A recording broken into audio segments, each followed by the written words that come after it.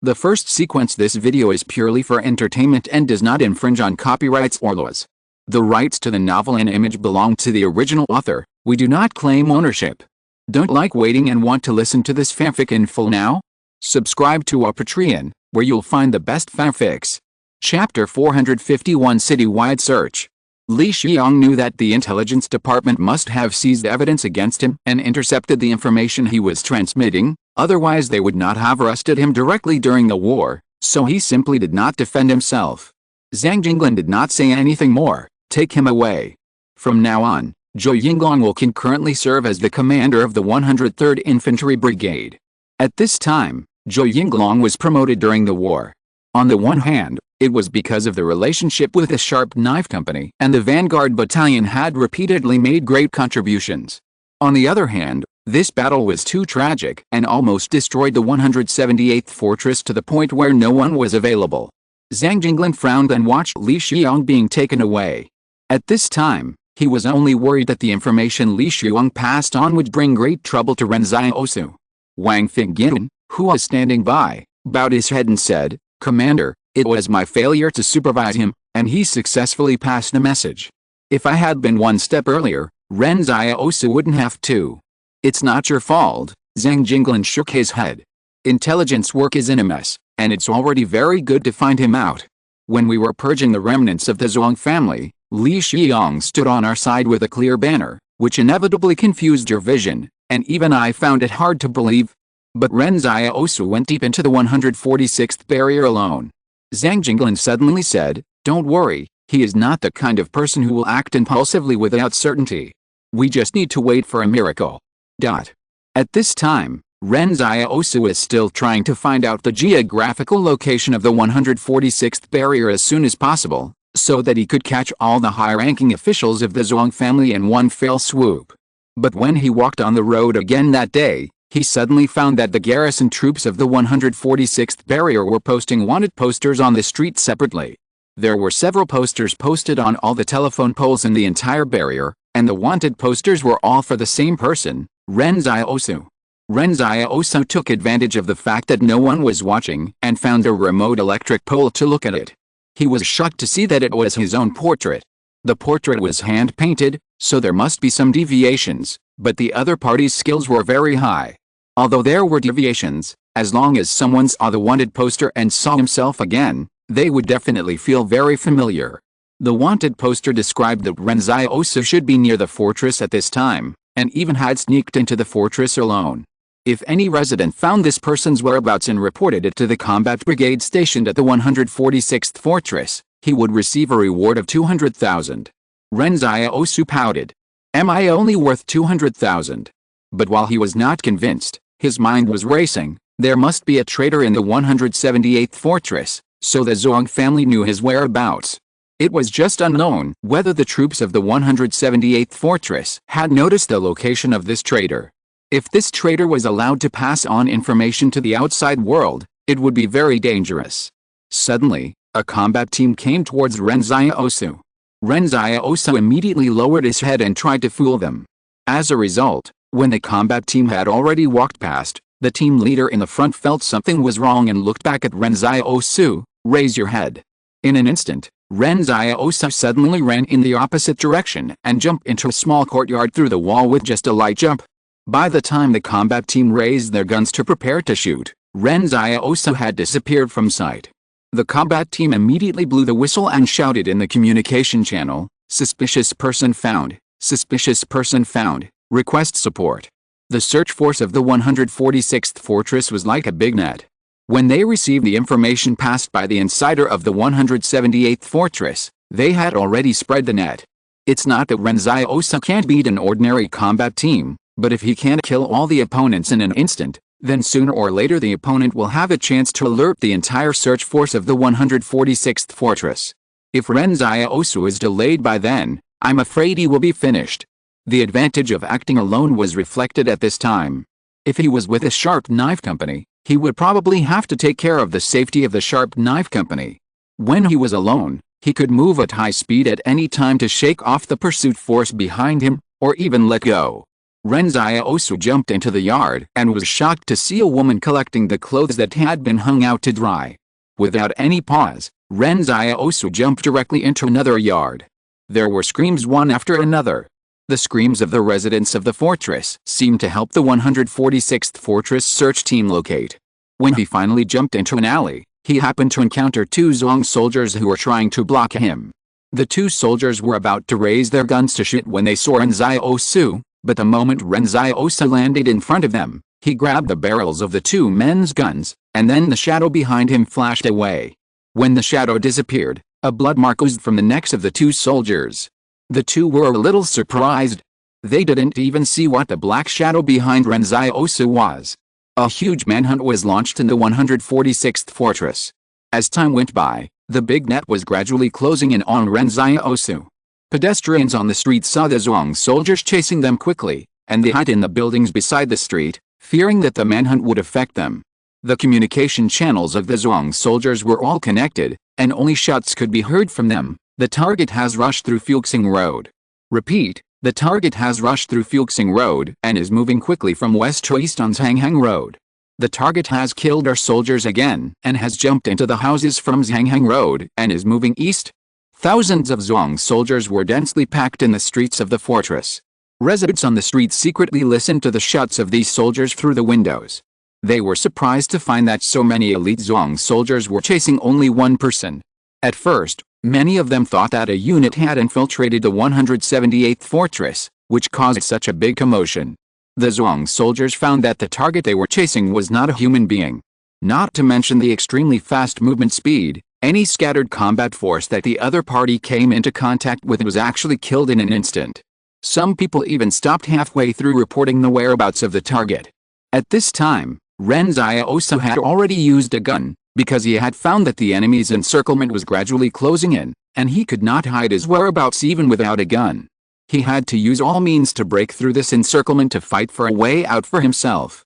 Ren Xiaosu's gun skills have been promoted to master level, which is not comparable to ordinary soldiers.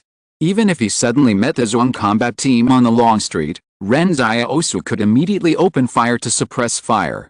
The soldiers who tried to form a defensive line in front hid behind the wall, but before they could react, a grenade suddenly appeared at their feet, bombing the newly established defensive line into pieces. Ren Xiaosu was already bloodthirsty, and there was no turning back. Life and death, this is the truth of the world that Ren Xiaosu has long understood. Chapter 452, Spy in the Sewer. The Zhuang clan's search circle was still shrinking. In the buildings on both sides of the street, some residents silently watched Ren Xiaosu pass by them quickly, and the speed was like an afterimage. They were shocked that it was a young man who turned the 146th barrier upside down. Could it be that the power of this extraordinary person is really gradually surpassing the consortium troops? Slowly, the Zhuang clan troops set up blocks at various traffic arteries and even set up heavy machine guns at multiple angles. The entire west side of the 146th barrier became like a cage. Ren Xiaosu squinted his eyes and ran wildly. He had tried to attack two defensive fire lines, but the problem was that the Zhuang clan soldiers seemed to be endless. You know, when manpower is limited, even Ren Xiaosu's strong physique will get tired. However, the Zhuang clan troops were also at a loss. Those combat teams that had not yet encountered Ren Xiaosu were terrified, because they found that most of the combat teams that encountered Ren Xiaosu on this communication channel did not leave any survivors. Is the other party really a human? However, just when Ren Xiaosu was about to lose his way, a manhole cover on the barrier street was suddenly lifted up from below. Ren Xiaosu found this scene so familiar. The person under the manhole cover waved at him frantically. Here, here. Ren Xiaosu jumped down, but just as he entered the sewer, he grabbed the person's neck. Who are you? The person in the manhole was grabbed by the neck, and his face turned red. Boss Luo asked me to bring you a message. What message? Ren Xiaosu carried the person like a chicken. He said you must not die, and if you do, leave him some black medicine before you die. Ren Xiaosu laughed angrily. Which way to go? Left, left. Ren Xiaosu confiscated the guns and weapons from the other party and turned left all the way. It was not that he was repaying kindness with enmity, but he had to be careful at this time. Who knows if this guy was sent by the Zhuang family to deliberately deceive him. The man was not angry even when he was picked up. Commander Qingzhen told me long ago that you would definitely come to the 146th fortress one day, so he asked me to meet you if I saw you, but I really didn't expect that you would make such a big noise. Oh? A big noise? Ren Xiaosu said absent-mindedly. Isn't it a big noise? The man smiled bitterly. Now the senior executives of the Zhuang Consortium in the fortress are all worried about being killed by you by accident, and before I received you, you killed hundreds of soldiers stationed in the 146th fortress, right? One person against a combat brigade, even with the cover of the streets. You are the most fierce person I have ever seen in my life. You can be called a military god. Ren Xiaosu raised his eyebrows. This guy is really good at flattering, but the other party knows so much information. It seems that he has a special status in the Zhuang family, otherwise how can he know the movements of the senior executives? He asked the other party, where's the left going? Of course, leave the encirclement first, the man said. I have prepared a safe house for you here, you wait until the storm is over. I don't have time to wait any longer, Ren Xiaosu said. Tell me where those higher-ranking officials of the Zhuang family are. High-ranking officials of the Zhuang family. The Qing family spy who was being carried away was anxious. It's already this time, and you still think you can kill them? At least half of the entire combat brigade is protecting them, and the other half is arresting you. Do you really think you are a god? Ren Xiaosu remained silent. Seeing that he didn't speak, the Qing family spy smiled bitterly and said, what's more, those high-ranking officials of the Zhuang family are now scattered all over the barrier. As long as you kill one person, the entire barrier will surround you again.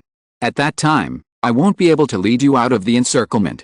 Commander Qingzhen told me that I can give priority to protecting myself. Ren Xiaosu listened to his words and walked in silence for a long time. He suddenly asked, in which direction is the camp of the 146th garrison? The Qing family spy took a breath of cold breath. Don't you want to take advantage of the lack of troops in their garrison to sneak attack their garrison? What is in the 146th garrison camp of the barrier? There are ammunition depots and a central command center. Even if Zhuang Cheng is not here, killing those combat staff officers and some commanders will also make the combat brigade of the 146th fortress feel the pain. Ren Xiaosu suddenly realized that this might not be the most important thing for him to do, but attacking the enemy's weakest point is his best choice. Who would have thought that he would dare to run to the base camp of the enemy's garrison alone? No one would do this, even the most courageous person. But Ren Xiaosu understood that only by creating enough chaos and making the Zhuang's troops exhausted, would he have the opportunity to find that ray of opportunity. He has no time. The Zhuang's troops will probably soon cross the Gobi Desert and reach the 178th fortress. Only by severely damaging this place can they be pulled back. Time is running out. The spy was heard to say, even if the defense is empty, there are at least 500 people stationed there. You will only die if you go there. Which way? Turn right ahead. As Ren Xiaosu walked, he took out 5 or 6 cans of black medicine and stuffed them into the spy's arms. He had no time to repack the black medicine, so he could only exchange them and give them to the other party. Thank you, Ren Xiaosu said. It's a small matter. When you get to the front, put me down and I will naturally find a way to get back, the spy said happily. With a black medicine in hand, when he returns to the Qing family, Boss Luo will definitely give him a lot of rewards, and his second half of life will basically be settled. Apart from anything else, Chief Qingzhen and Boss Luo will never treat meritorious officials unfairly. Ren Xiaosu said thank you because the other party took the risk to save him. Although he still had a trump card to use, the encirclement of the Zhuang family's combat brigade would be difficult to trap him.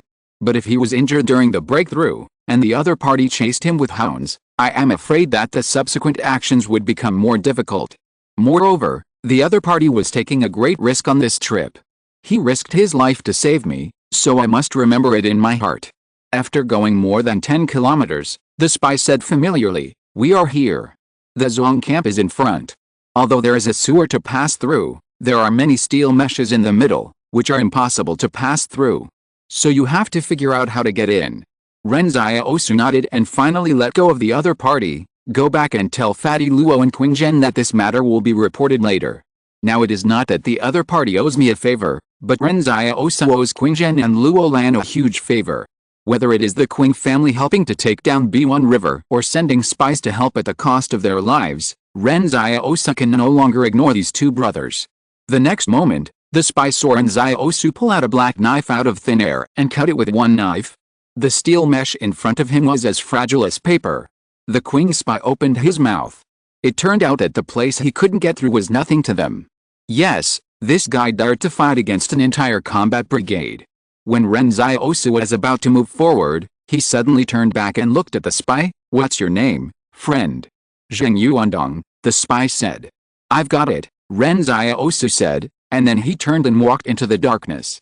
Chapter 453, The Dagger Revealed. Deep in the Gobi Desert, the Zhuang clan's troops were advancing at full speed. They had already figured out the road and knew that there was an oasis that could even be used by mechanized troops. If it weren't for this road, they would have had to raid with infantry, which would have been much less effective. This road seemed to be a forest before the disaster. It was unknown who had planted trees here, creating oases and eventually consolidating a lifeline. But it had been abandoned again after years of no one maintaining it. In fact, not many people care whether this place will turn into a desert again, but the problem is that this oasis, which is about to disappear, provides the Zhuang clan with a last chance.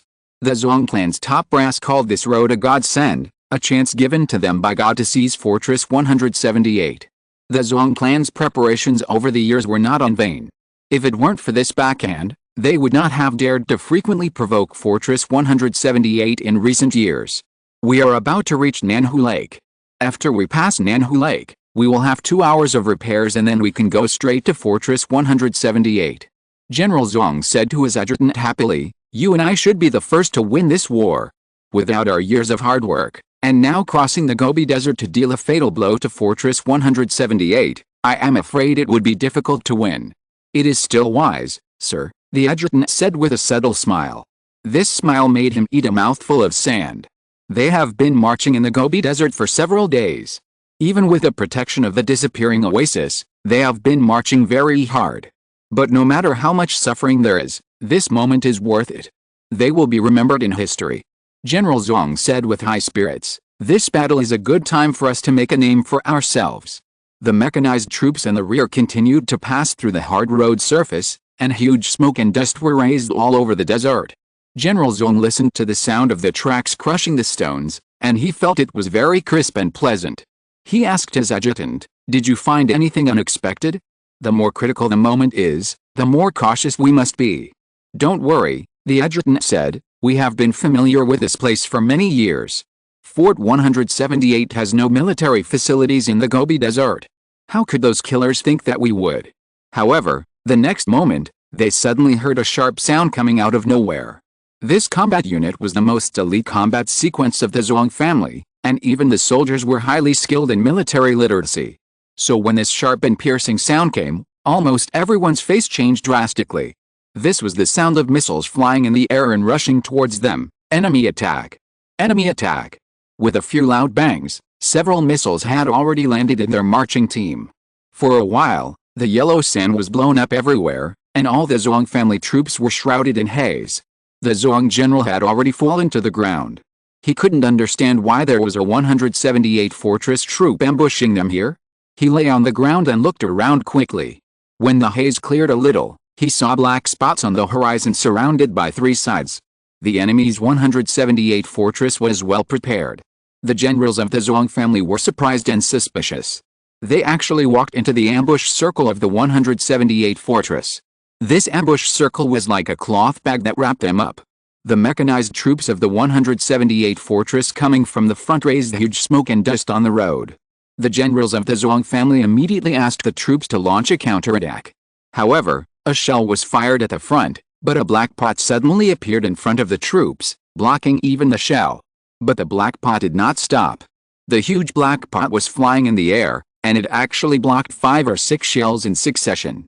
You know, these shells are difficult to capture with the naked eye, but they were blocked one by the opponent.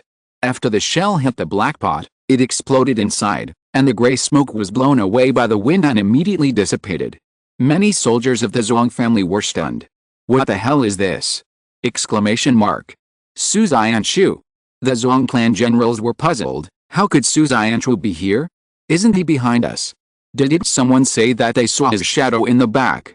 Someone in the Zhuang clan headquarters had mentioned this matter before. Some people said that Su Xianchu was missing, and it seemed that Zhang Jinglan had other arrangements for him. It was very likely that Zhang Jinglan had seen through their intentions and blocked their way forward in the Gobi Desert.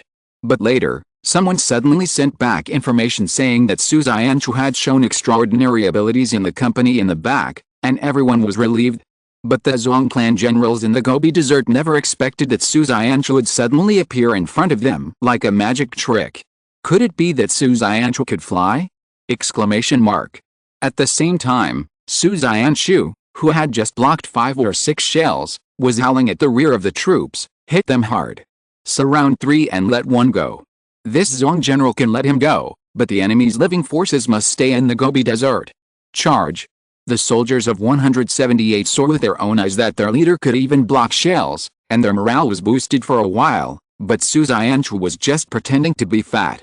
Obviously, the backlash from the black pot made him feel pain all over, and even the black pot was a little bit unsustainable, but he was still trying to hold on. It was just because he knew very well that whether the 178 fortress could win depended on whether he could win a beautiful victory. Su Xianchu had been dormant here for nearly a month, and all the men of the 178 fortress were almost at their limit. However, was the reason why the 178 fortress could stand in the northwest because of how well equipped they were? No. Was it because they could fight 1 against 100? No. It was because they could endure hardships, more than any other army in the world. Because they are living in the harsh environment of the northwest border, and they are suffering. This will be a fierce battle, and the final strategy of both sides has finally been revealed. At this time, Zhang Jinglan has received news from Su Xianchu's side. They have already exchanged fire with the enemy head-on. Because of the ambush force of Fort 178 has already gained the upper hand. At this time, Wang Fengyu next to him looked at Zhang Jinglan. "Will Ren Xiaosu blame us?" Wang Fengyun's meaning is very clear. In fact, with this backhand, as long as the enemy enters the ambush circle, the last trump card of the Zhuang family will be solved, and Fort 178 will not be as dangerous as imagined. Therefore, Ren Xiaosu actually does not need to go to Fort 146. When Zhang Xiaoman called that day, Ren Xiaosu took the initiative to say that he wanted to go to Fort 146. Zhang Jinglan wanted to stop him, but he couldn't tell his plan. Zhang Jinglan and Wang Fengyu were already investigating the spy at that time, but they knew there was a spy among the generals, but they had never caught him. So in order to ensure that their plan would not be discovered by the Zhuang family, Zhang Jinglan could not tell the Sharp Knife Company everything. At that time, any detail could be caught by the other side, and Zhang Jinglan could not take risks with all the soldiers of the 178th Fortress. Chapter 454, Possible Gap. Before, there were more than a dozen troops in the entire 178th Fortress army secretly leaving the forward base. For example, Zhou Yinglong notified the Sharp Knife Company to attack B1 River, pretending to go out for cross-country training, and then never return to the camp. For example, the independent regiment where Su Xianchu was originally located went to the west of the Blackstone River. Such troops are actually to make it difficult for spies to understand the situation. Once these troops leave the forward base, all communications are controlled by Wang Fengyu. In order to make the spies believe it, Zhang Jinglan even did not eat for 2 days, starving himself to lose weight. It was also at this time that Li Xiong was locked in. This Li Xiong even asked the canteen manager Lin Yuz intentionally or unintentionally during dinner, "How is the commander's appetite recently?" As the commander of an infantry brigade, Li Xiong did not have the power to participate in the formulation of combat plans, so he used Zhang Jinglan's appetite to guess whether the 178th Fortress had a backup plan. It was because the entire 178th Fortress knew the commander Zhang's appetite would drop sharply when he encountered difficulties. If the spy was not caught, the plan could only be hidden in his heart, but Zhang Jinglan knew very well that if he did not tell the plan, he would not be able to stop Ren Xiaosu. After the spy was caught, Ren Xiaosu had already left the Blade Company and could not be contacted. So after the spy was caught, Wang Fengyu immediately went to Zhang Jinglan to ask what to do with Ren Xiaosu. But it was too late by then. Zhang Jinglan could only hope that Ren Xiaosu could survive. Wang Fengyu whispered, "Fortunately, he arranged a Blade Company, otherwise this heroic unit would be wiped out, and I would have a guilty conscience for the rest of my life." As expected, Zhang Jinglin said calmly. Zhang Jinglin knew very well that when Ren Xiaosu decided to go to the 146th fortress, he would definitely arrange the Blade Company in a safe place, just like the boy arranged Li Xiao and Yan Liwen in the town school. Zhang Jinglin knew the boy too well. As he imagined, Ren Xiaosu went to the 146th fortress alone, and Wang Fengyan had received accurate information that their informant hid in a residential building and saw that the 146th garrison was searching for Ren Xiaosu. Ren Xiaosu broke through the siege and disappeared. Zhang Jinglin looked at Wang Fengyan and said calmly, "Even if he blames me, I will admit it. My duty does not allow me to be indecisive." For Zhang Jinglin, he had a clear idea of which was more important, Ren Xiaosu alone or the entire 178 fortress. Wang Fengyan was stunned. He was worried that this incident would create a gap between the young man and the 178 fortress. Wang Fengyan looked at Zhang Jinglin, but found that Zhang Jinglin was not as open-minded as he said. It was just that he was pretending to be in front of the spies before, but now he was really nervous. The battle in the Gobi Desert will not end so quickly. The troops of the Zhuang family responsible for crossing the Gobi Desert this time are extremely powerful. Even if they encounter an ambush, they can form a tenacious defense force in the first time and retreat while fighting. This is the hope of the Zhuang family's entire battle situation, so every soldier must not only pass strict political review, but also undergo extremely difficult military training. However, none of this surprised Su Zianshu. He already knew what kind of troops he was going to face. In fact, there are still some omissions in the plan of Fortress 178. For example, the main supernatural person like Su Zianshu never showed up on the front battlefield. Will it have any negative impact on the plan? But Zhang Jinglin had no choice. Su Zianshu's command level in small-scale military operations and his supernatural ability in attacking and defending in small-scale operations were too excellent, so Su Zianshu must be the best commander of the Gobi ambush. However, what Zhang Jinglin and Su Zianshu did not expect was that Ren Xiaosu helped them fill this gap. Of course, if Su Zianshu knew about this, whether he would thank Ren Xiaosu is still a question. The battle on the Gobi was still going on. The Zhuang family had waited for this day for a long time, and so did Zhang Jinglin. However, if the Zhuang family was desperate and regarded the Gobi as their last chance to turn the tables, it could only be said that they had made a wrong calculation. In fact, at this point in the war, Fortress 178 had already won more than half of the battle. After Zhang Jinglin's strategy of luring the enemy into a trap was completed, the war on Wechuan Mountain suddenly made significant progress. When they were trying to seize the high ground, the 178th fortress had a hard time fighting. At that time, the generals of the Zhuang family thought that the 178th fortress was just so-so. In fact, the weapons and equipment of the 178th fortress were not as good as those of the Zhuang family, and the number of the Zhuang family was more than twice that of the 178th fortress, but the generals of the Zhuang family selectively ignored these conditions and thought that defeating the 178th fortress would prove that they were more powerful. But in that stormy battle, the Zhuang family suddenly found that the 178th fortress troops seemed to be invincible. No matter how many troops you put on them, those soldiers of the 178th fortress who had already reached their limit could hold on for a while. Some positions changed hands many times, but the actual data showed that it took 2 hours or 4 hours for the 178th fortress to capture the Zhuang family's position, and it might take a day and a night for the Zhuang family to fight back. And there were obviously very few soldiers of the 178th fortress on that position, and even if they managed to capture it, the Zhuang family troops would find that there were people holding explosive packs pretending to be dead bodies on that position, and then they would die together with them. This kind of war that never sees an end, as if the enemy can never be defeated, makes people feel terrified. After successfully ambushing the Zhuang family troops in the Gobi Desert, Zhang Jinglin immediately ordered the mechanized troops that were originally repairing to be fully deployed on the battlefield.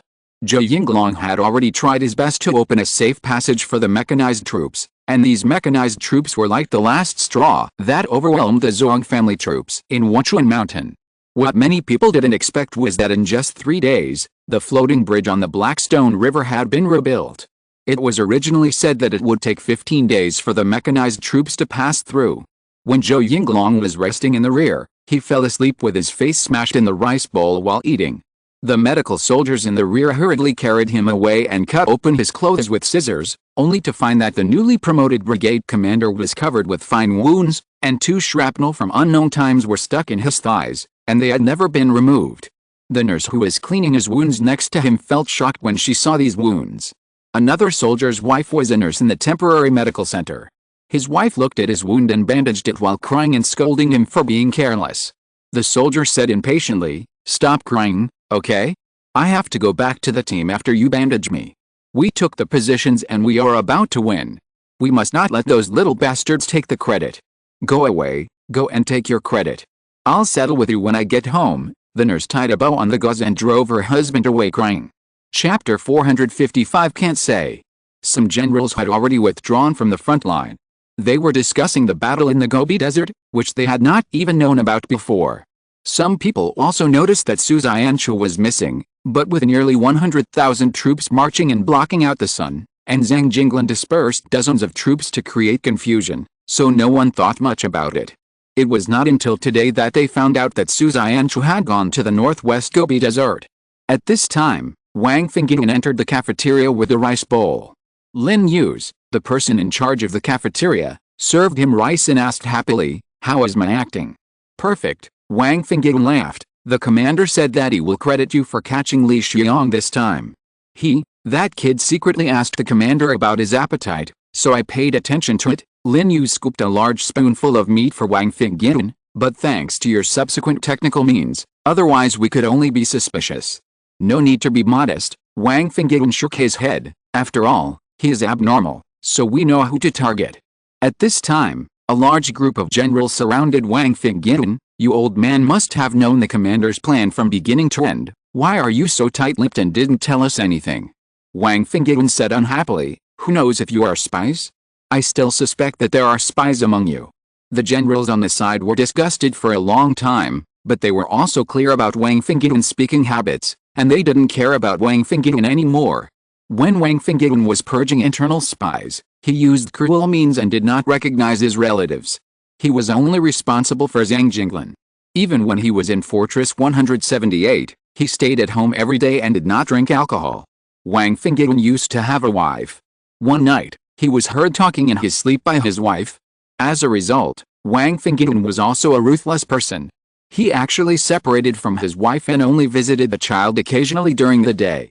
At that time, Wang Fengyan's child had just been born. Every time he visited, the child called him uncle, but Wang Fengyan never said anything no matter how bitter he felt. He was lonely for more than 10 years. Occasionally, his subordinates saw Wang Fengyan smoking alone outside the office, and they always felt that Wang Fengyan had too many things hidden in his heart.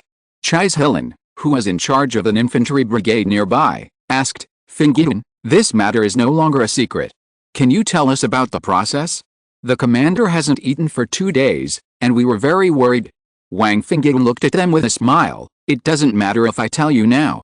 The commander has instructed me to do so, so I can tell you. Counting the victories at this time would boost morale." Some people became excited when they heard what Wang Fengyan said. "Tell us, has the commander really been hungry for 2 days? Did Lin Yu secretly cook for him?" Wang Fengyan did not know whether to laugh or cry. He did not expect that this group of people would be concerned about this matter. He said, "Who said that the commander would not be able to eat when he encounters difficulties?" The generals looked at each other. "Isn't it?" Wang Fengyan smiled but said nothing. The other generals suddenly realized that the rumor was just a button. For example, when playing cards in poker, you let the other party know that you have a habit of touching your nose when you are cheating, and then when it comes to the fatal blow, the habit of touching the nose can make the other party fall into the trap. Of course, this is also the simplest example. Zhang Jinglan lost his appetite when he was in trouble.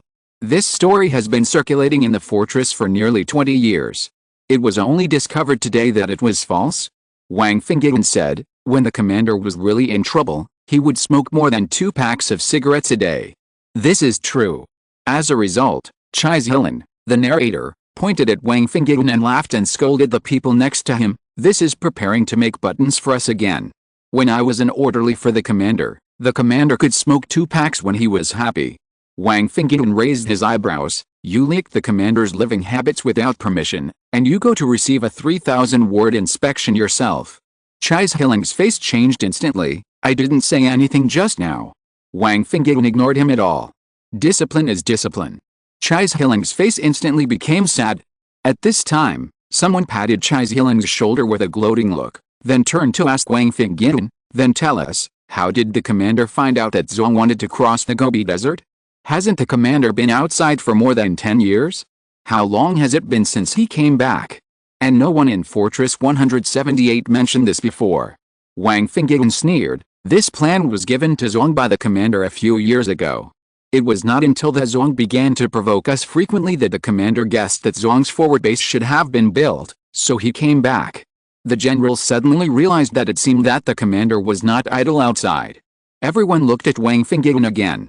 It turned out that after the commander secretly left Fortress 178, Wang Fenggan must have kept in touch with the commander, but Wang Fenggan was too tight-lipped, and the others didn't know about it at all. "I didn't expect that you are not good at intelligence work, but you are good at hiding things," Chai Zhiling muttered. As a result, Chai Zhiling was stunned at this time. Wait, Wang Fenggan has been the head of intelligence for more than 10 years. Wang Fenggan always complained to the outside world that it was too difficult to get intelligence. Only in recent years has there been some progress, but no one knows what the progress is. Everyone always joked with Wang Fenggan in private that the intelligence system is a place for retirement in Fortress 178. But today it seems that Wang Fenggan and Commander Zhang both have far-reaching plans. If Wang Fenggan is not capable, shouldn't Commander Zhang have replaced him long ago? Commander Zhang is not a person who can be vague at work. Thinking of this, everyone looked at Wang Fenggan differently. So, even the plan for Zhuang's crossing the Gobi Desert was given to Zhuang by Zhang Jinglin? Did Commander Zhang want to kill Zhuang a long time ago? But didn't Commander Zhang have not returned to Fortress 178 at that time? This matter was all handled by Wang Fenggan? When did it happen? Someone asked. Wang Fenggan recalled, "I can't remember it clearly." The generals next to him curled their lips. "It's strange that you can't remember it clearly. I don't believe you." However, at this time, a general raised a new doubt. "Then Fenggan, you must have known about Ren Xiaosu a long time ago, right? Tell us about it." Wang Fenggan thought for a while and said, "I can't tell you now. Because he hasn't escaped yet? I heard that he went to the 146th rampart alone. Is that true?" Chai Zhiling asked. Really, Wang Fenggan did not hide this matter. After all, the Zhuang family also knew about it. After hearing this, Chai Zhiling muttered, "This kid is really fierce. He dared to go to the 146th rampart alone? What is he doing now?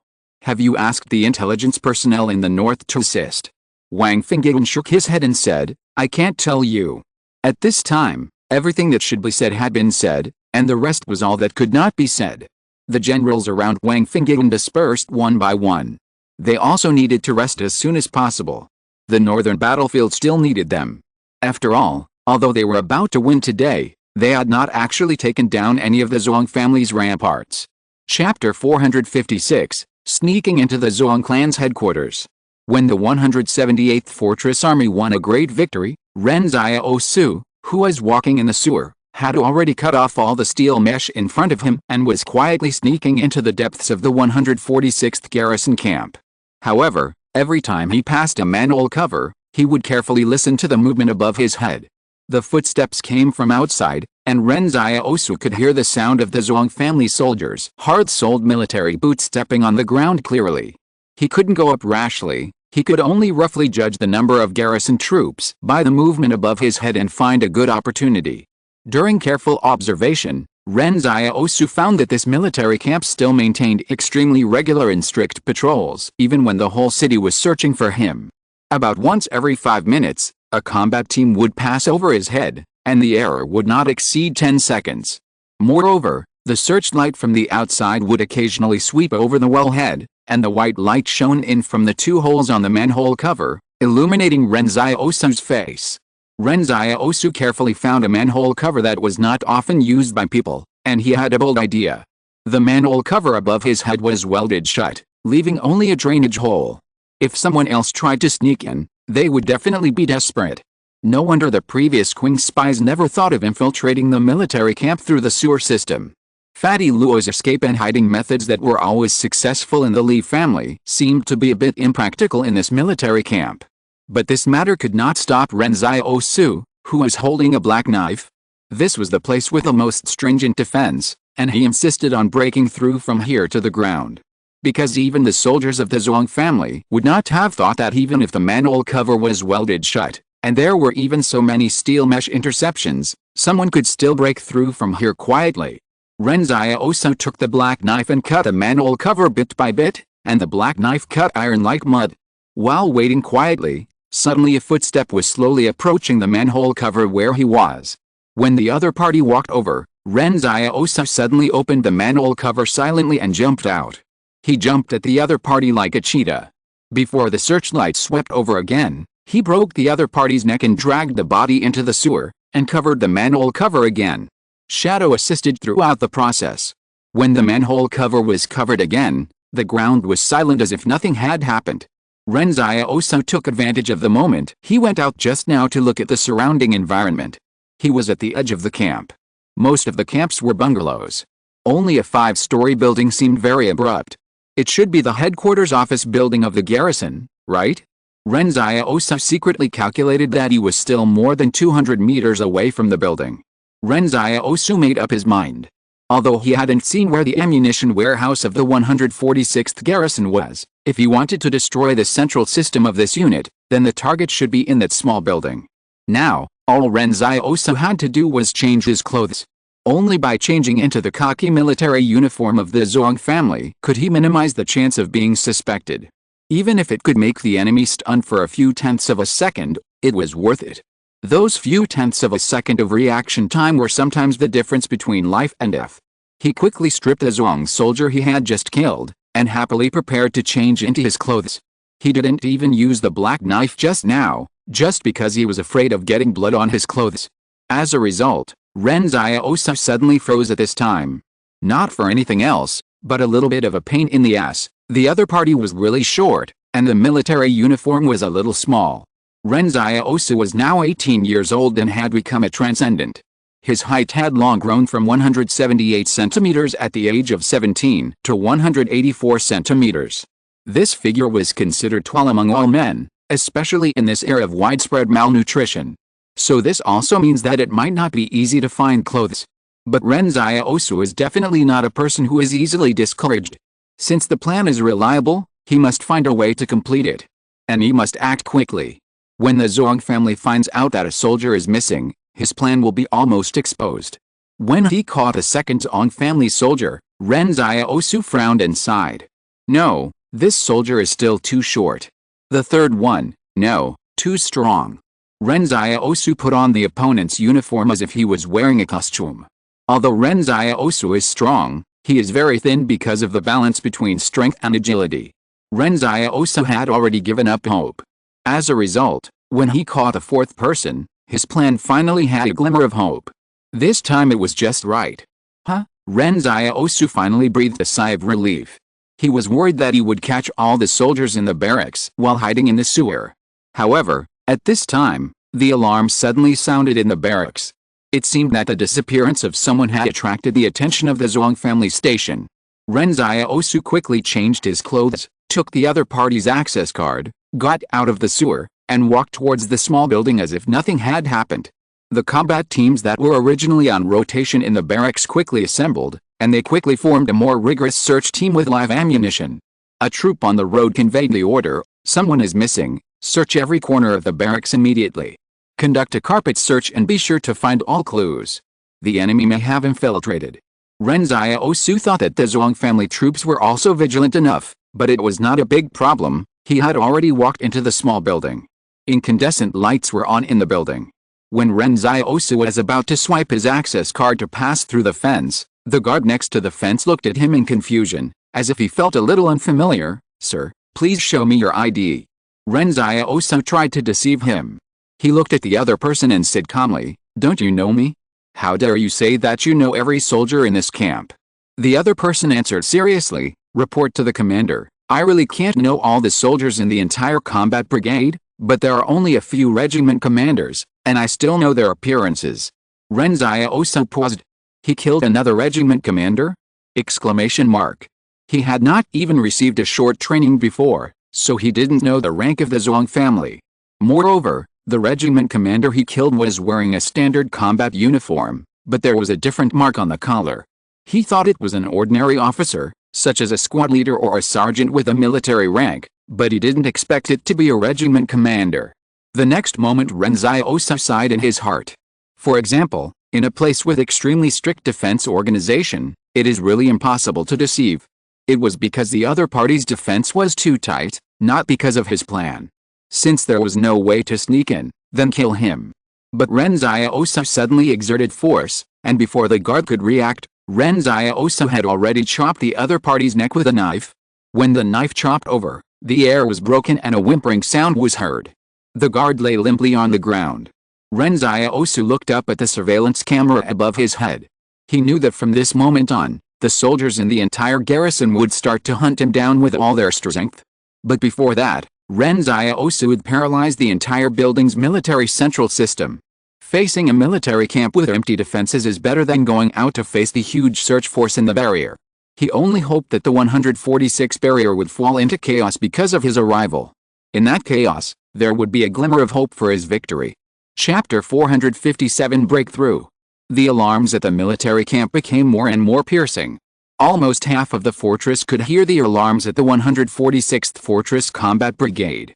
The residents opened the windows and looked over secretly. They heard the heavy running sound again. The troops in the fortress that were originally responsible for searching for Ren Xiaosu were quickly gathering towards the military camp. Some residents were confused. They heard that the Zhuang family troops did not catch the boy who broke into the fortress during the day. At that time, everyone did not believe it. After all, this was a complete army of the Zhuang family, and the other side had only one person. Can't they catch the other side? The person who mentioned this at the time said, "My brother-in-law is the commander of the garrison in the 146th fortress." He said this. As a result, a large group of people did not believe it, saying that you are bragging. If your brother-in-law is the commander of the regiment, then my father is the commander of the brigade. Anyway, the scene was chaotic, and everyone felt uneasy. The war had already affected the 146th fortress, and no one really believed the young man's words. After all, a combat brigade can't catch an enemy who enters the fortress alone. Who would believe it? At this time, they finally believed it a little bit after listening to the shrill alarm. That boy not only escaped the pursuit during the day, but also had the audacity to directly attack the Zhuang's troops base. Ren Xiaosu killed the guard at the door, and immediately rushed upstairs with a black knife. Someone saw him committing the crime from the surveillance camera, and immediately rushed down. The alarm sounded in the building, and the whole office building was noisy and boiling for a while. The two people who rushed down began to be alert on the stairs. They could see clearly from the surveillance camera that the enemy's skills were unbelievable. When the other party killed the guard, he even broke the wall bricks. However, before they saw Ren Xiaosu, they saw hands suddenly stretched out from the shadow reflected by the handrail of the stairs next to them and threw a grenade at their feet. The explosion in the building startled Ren Xiaosu, who had no time to fight with the Zhuang officers who were hiding in the dark and trying to shoot. If you waited for the enemy troops to gather and surround this small building, it would be too troublesome. The officers and soldiers in the building were all rushing down, while others formed a defensive formation at the stairs and corners, waiting for Ren Xiaosu to come to them. However, this method was fine for ordinary enemies, but it was too weak for Ren Xiaosu. Ren Xiaosu was quickly cleaning up the enemies floor by floor. The soldiers in the monitoring room who were responsible for monitoring Ren Xiaosu's whereabouts watched Ren Xiaosu shuttle through the corridor like a ghost, and his every move was as ferocious as a wild beast. In the monitoring, an officer just rushed out of a room with a pistol, but as soon as he stepped out of the office, a black knife chopped off his shoulder, and his arm and the pistol fell to the ground. Then the young man kicked him, and he kicked the officer's whole body irregularly. How much strength is needed to do this? Human bones are extremely hard. The sound of grenades came one after another, and the soldiers in the monitoring room watched the monitors go black one by one. There was no power that could stop the boy's footsteps. Every few seconds, a monitoring screen would go black, or the screen would be filled with chaotic snowflakes. The soldiers in the monitoring room suddenly felt like they were watching a ghost story. In the novels of ghost stories, the ghosts seemed to be like this before they appeared, squeezing out the fear in the hearts of the prey bit by bit, and squeezing out blood. During the day, The soldiers in the monitoring room heard that the brother troops outside failed to catch the wanted person. When eating, everyone joked in the cafeteria that the brother troops outside were too weak and couldn't catch anyone. But now that he has seen with his own eyes how powerful the other party is, he understands how terrible things the other party can do in the fortress city by relying on buildings as a blind spot. If there is no strong firepower blockade to suppress him from the front, who can do anything to him? This boy is invincible in small-scale combat. It takes a lot of numbers to pile him up, right? Wait, the other party is already in a position. The soldier in the monitoring room was suddenly shocked. He picked up his gun and looked back. He happened to see that the locked door of the monitoring room was being split open by a knife. The black knife cut a hideous crack in the steel door. The soldier happened to see Ren Xiaosu's cold eyes outside through the crack.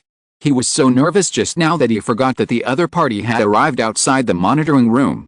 Seeing that the other party only showed half of his face in the crack, he was almost scared to death. Ren Xiaosu split the locked steel door open. When he saw that there was only one person inside, he was too lazy to make any breakthrough. He threw a grenade through the crack and continued to move forward. Ren Xiaosu didn't have many grenades on him before, so he used them sparingly. But before, he led the Sharp Knife Company to destroy 3 military factories, and the number of sealed grenades there was rare in Ren Xiaosu's life. Now even he couldn't count how many grenades he had. No one in the Sharp Knife Company competed with Ren Xiaosu for grenades, and basically all the grenades found were stuffed into Ren Xiaosu. At this time, the convenience brought to Ren Xiaosu by the frontline war was that the 146th Fortress was originally stationed with several times more troops than it is now, but now they have all gone to the front line. Moreover, on weekdays, the garrison camp was always stationed with 2 extraordinary people, but now there is only one left, and the remaining one is Zhongchang himself, and no one knows where he is now. Therefore, when Ren Xiaosu killed his way upstairs, he did not encounter any particularly effective resistance. After all, he could throw grenades at will in this building, but the enemy was afraid to use them. There is a lot of information stored here, and there are also a lot of own people of the Zhong family. They still have the illusion that as long as one of them can shoot Ren Xiaosu, then Ren Xiaosu will be useless. But no one could hit Ren Xiaosu, and most of them died without even seeing Ren Xiaosu. Moreover, half of the people in the office building were civilian staff officers, a small half were officers with pistols, and some were normal garrison forces. Garrison soldiers in such places were not equipped with grenades. Blood flowed down the stairs, and the blood falling from the side of the stairs hit the ground, making a ticking sound. When Ren Xiaosu rushed to the 3rd floor, someone suddenly climbed out of the closet in the office on the 2nd floor. He didn't even have the courage to resist just now, but now he found that he might have a chance to escape. The explosion had already reached the upper floor.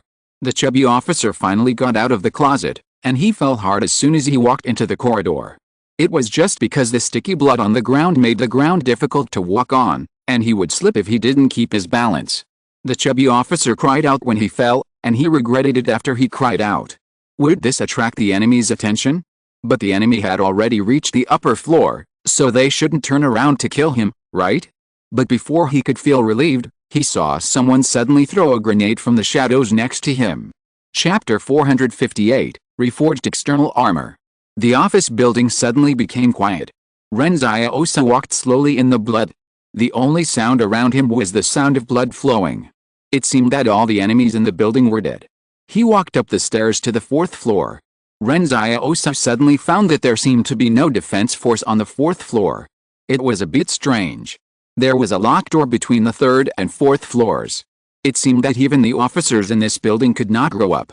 With a click, Ren Xiaosu cut the door open. When he went up to the 4th floor, he secretly hid behind a window and looked outside. He saw that there were already hundreds of soldiers gathering below the building. Ren Xiaosu took a cold look and began to search the entire 4th floor. It would take some time for the combat brigade outside the station to return to help.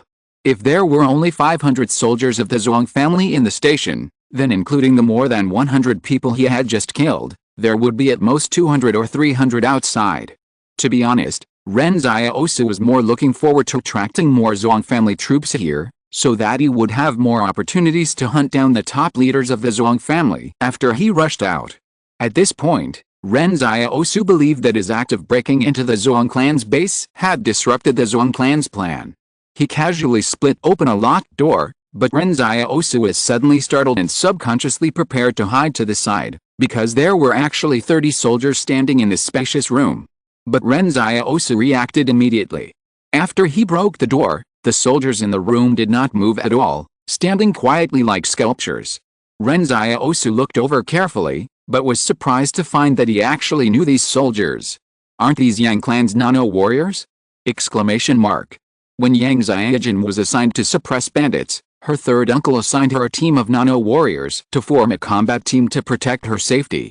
But Yang Xiaojin took Ren Xiaosu and suddenly took another way, and Ren Xiaosu never saw these nano-warriors again. But shouldn't these nano-warriors continue to walk north with Longcheng? Even if the suppression of bandits failed or encountered other accidents, they shouldn't stand here like sculptures.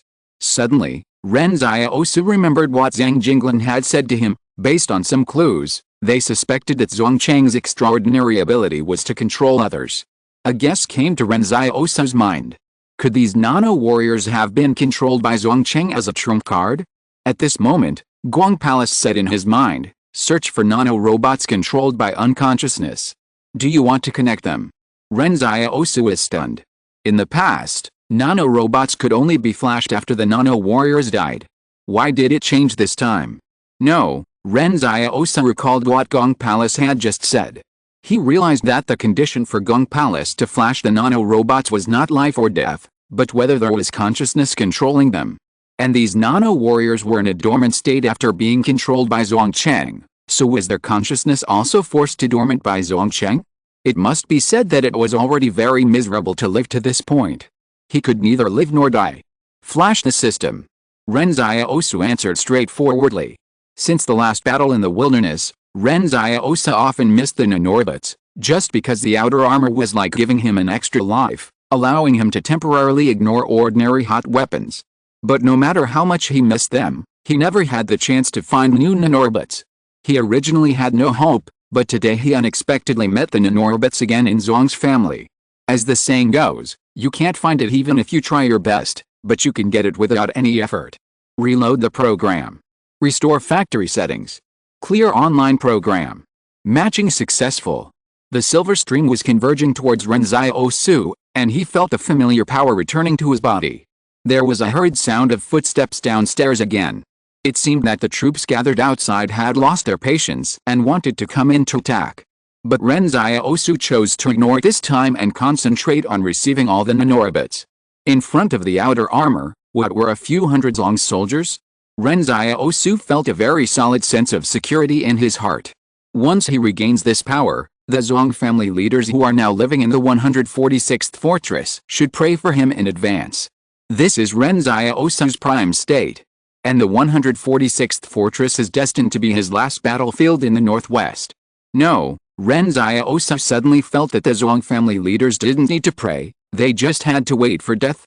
However, before all the nanorobots entered his body, the nano-warriors around him suddenly rushed towards him. The nano-warriors seemed to have received some instructions. Ren Xiaosu frowned. It should be Zhuangcheng who is close enough to control the nano-warriors. Zhuangcheng. When this name flashed through Ren Xiaosu's mind, he only had murderous intent in his heart. All the nano-warriors rushed towards him, but the nano-warriors without nano-robots were as fragile as paper to Ren Xiaosu. Just as the nano-warriors were launched, a person rushed in from outside the door and wanted to cooperate with the nano-warriors to kill Ren Xiaosu. The person was Zhuangcheng. Ren Xiaosu sneered and drew his knife to cut, but Zhuangcheng suddenly realized something was wrong after entering the room, and immediately retreated, barely avoiding Ren Xiaosu's black knife. Zhuangcheng stared at the broken bones of the nano-warriors in a daze, and roared at Ren Xiaosu, "Where are the nano-robots? Why are the nano-robots on these nano-warriors gone?" While controlling the last ray of stars to disappear in his blood vessels, Ren Xiaosu patiently explained, "Isn't it normal that there are no nano-robots on the nano-warriors? There is no wife in the wife cake." At this moment, he was sure that although Zhuangcheng could control others, it was not like he controlled his shadow. All senses would give feedback to the original body in time. Otherwise, Zhuangcheng would not have rushed in at all. At this time, Zhuang Cheng had no intention of taking over Ren Xiaosu's bad joke. He found that one of his biggest trump cards had been scrapped, so he jumped to the window of the corridor behind him without hesitation, and decisively jumped from the 4th floor, trying to join the garrison to escape. He knew very well that he was no match for Ren Xiaosu. Jumping from the 4th floor was better than dying on the spot. But this time, Ren Xiaosu would never let him live. If he missed this opportunity, Zhuang Cheng would probably flee here incognito, and it would be difficult to find him in the vast crowd. So for Ren Xiaosu, there was only one chance. Ren Xiaosu finished the outer armor in an instant and stood by the window. He saw Zhuang Cheng limping into the Zhuang family's defense line, shouting as he fled, "Kill the man by the window! Shoot!" But the dense bullets hit the outer armor, but only sparks were splashed. In full view of the crowd, the Zhuang family soldiers watched the huge and burly outer armor suddenly leap up and fall heavily in front of them without any fancy moves. Ren Xiaosu actually used the most domineering attitude to destroy the Zhuang family's defense line in the first place. If you're listening to this novel on a channel other than Fanfic World, it means they downloaded and uploaded it without effort. We cordially invite you to visit our channel, Mundo Fanfic Novelist. There you'll find the original version of this story and you can explore many other novels of various genres. We're waiting for you to immerse yourself in a world of incredible novels. Chapter 459, Killing Spree. Zhuang Cheng is a superhuman, and he is a superhuman that the Zhuang family's top leaders pay special attention to as soon as he appears, just because he can control others, which is extremely useful in the eyes of power seekers. Although superhumans are rising in this world, and the personal martial arts are also being magnified to the extreme, superhumans are also human. A superhuman, no matter what his ability is, must be accompanied by a physique far beyond that of an ordinary person, so Zhuang Cheng dared to jump down from the height of the 4th floor. If it were an ordinary person, he would have broken his bones long ago, but Zhuang Cheng just sprained his ankle. On weekdays, the combat brigade of the Zhuang family stationed at the 146th fortress is managed by Zhuang Cheng. Because Zhuang Cheng is a direct descendant of the Zhuang family's eldest house and he is a superhuman himself, the soldiers and officers of the combat brigade all follow his lead. In the eyes of the Zhuang family's soldiers, Zhuang Cheng is powerful and mysterious. When Zhuang Cheng received the news and rushed back to the station, many soldiers felt that since Zhuang Cheng was back, the overall situation was settled. No matter how strong the enemy in the office building was, with their own extraordinary people and hundreds of elite soldiers, could they not do anything to the enemy? But the reality was that they had just organized a defense line downstairs, but they saw Zhuang Cheng jumping out of the window in an extremely embarrassed manner. His originally shiny hair was messy, and his expression also revealed fear. This core figure of the Zhuang family, who usually showed off his strength, was actually not as strong as everyone imagined. However, Zhuang Cheng's jump brought a blow to the morale of the entire garrison, even more than the physical damage. They suddenly felt that the enemy they were facing seemed to be invincible. Even Zhuang Cheng, a supernatural person, had to escape, so what about them, ordinary soldiers? But Zhuang Cheng couldn't care so much. He had lost all his trump cards and just wanted to run away. At this moment, a huge monster jumped out of the window on the 4th floor again and landed right on the defensive position.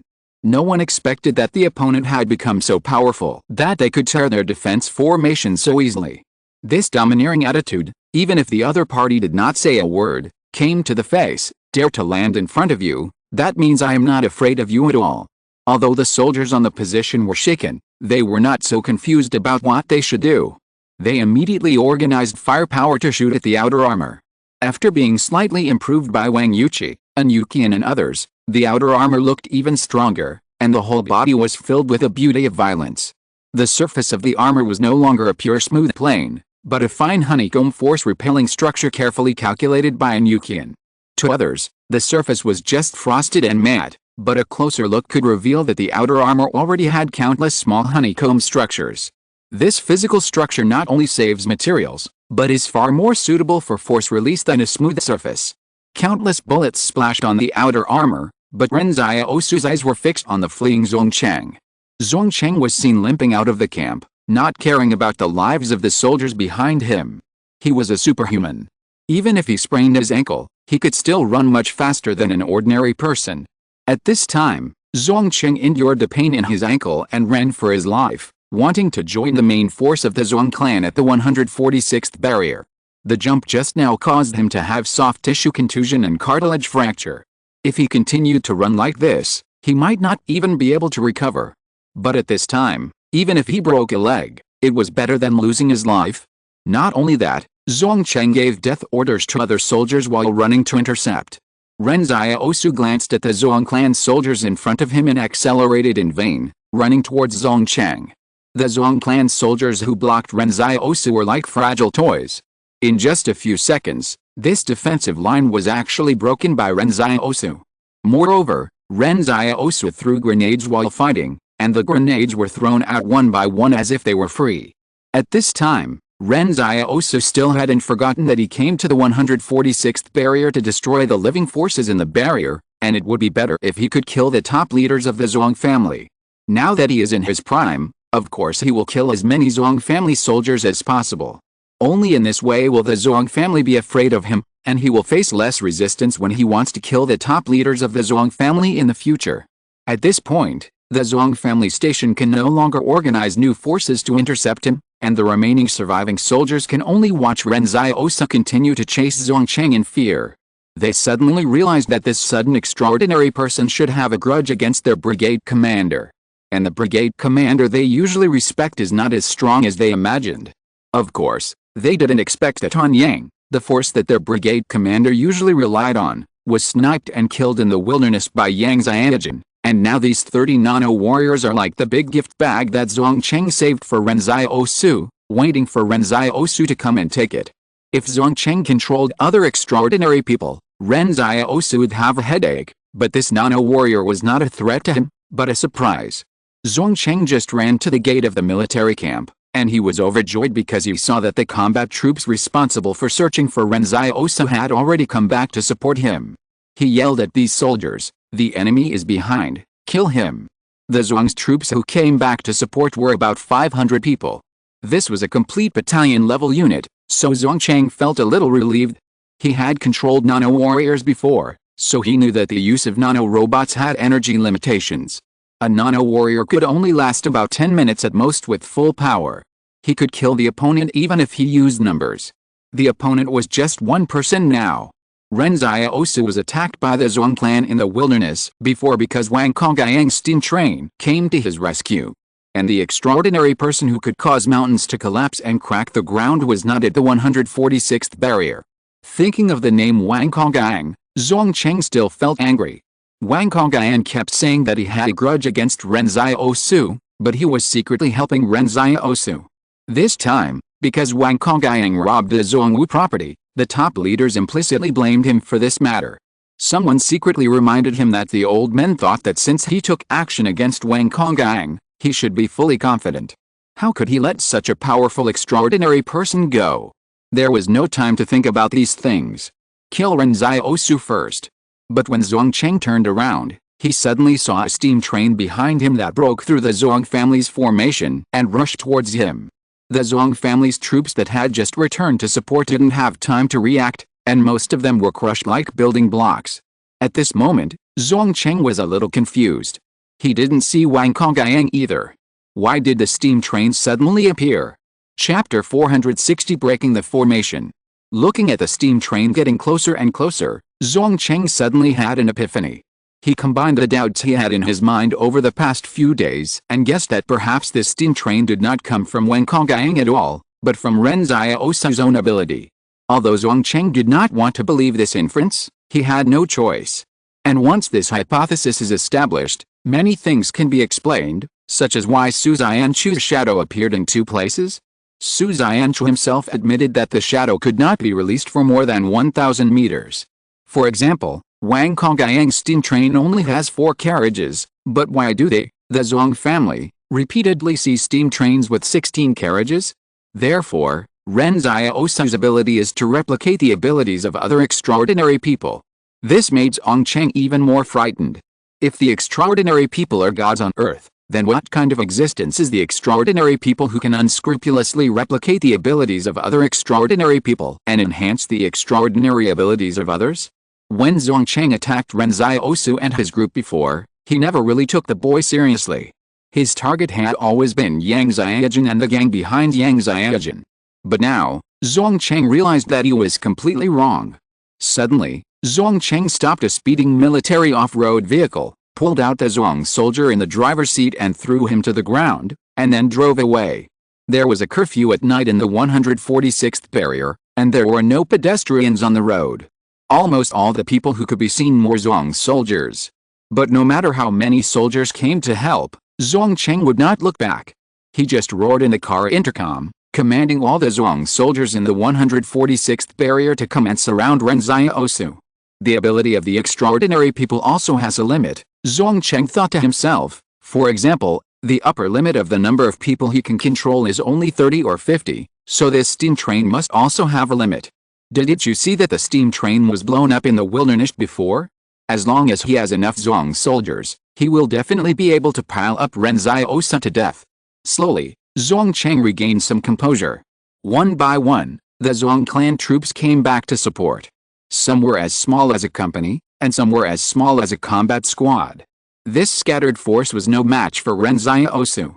Zhuang Cheng glanced at the surroundings and immediately commanded in the communication channel, "I am heading to Zijing Road with my target. All soldiers near Zijing Road should immediately form a formation to block the enemy. Put up the heavy machine guns and make sure to stop the steam train behind me." This was the most effective way. Zhuang Cheng knew that he could no longer flee blindly. Instead, he had to take Ren Xiaosu to the place where the Zhuang clan soldiers were the most, so that they could wait for them to arrive. Tonight was destined to be a sleepless night for the 146th fortress. The alarm at night, as well as the bombing and gunfire that followed, made it difficult for any resident in the fortress to fall asleep. Someone was watching silently in the residential building next to the street. Everyone suddenly had a strange feeling. During the day, it was still the Zhuang clan that was chasing the boy, but at night, it suddenly became that the boy was driving a steam train to chase all the Zhuang clan soldiers. How did it suddenly turn upside down? The sound of the steam train clashing with metal was clear and pleasant. It was the first time that the residents in the fortress saw such a direct supernatural power. A child leaned over the window and shouted to his parents, "Dad, a little train." There were railroad tracks and trains between the 146th and 145th barriers, and many residents had ridden them before. However, in recent years, the Zhuang family has been preparing for war, and trains have become a military-exclusive means of transportation. The adults listened to the child's words, and his father said with a complicated expression, "Son, this is a big train." Somewhere in this barrier, the Qing spy Zhang Yuandong stood by the window.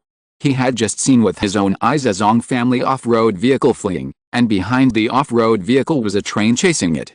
Zhang Yuandong had heard of car chases before, but this was the first time he had seen one with his own eyes, and one of them was a train. Zhang Yuandong was probably one of the people who knew the inside story best at this moment. He had personally led Ren Xiaosu in, and the steam train had rushed out of the Zhuang's base.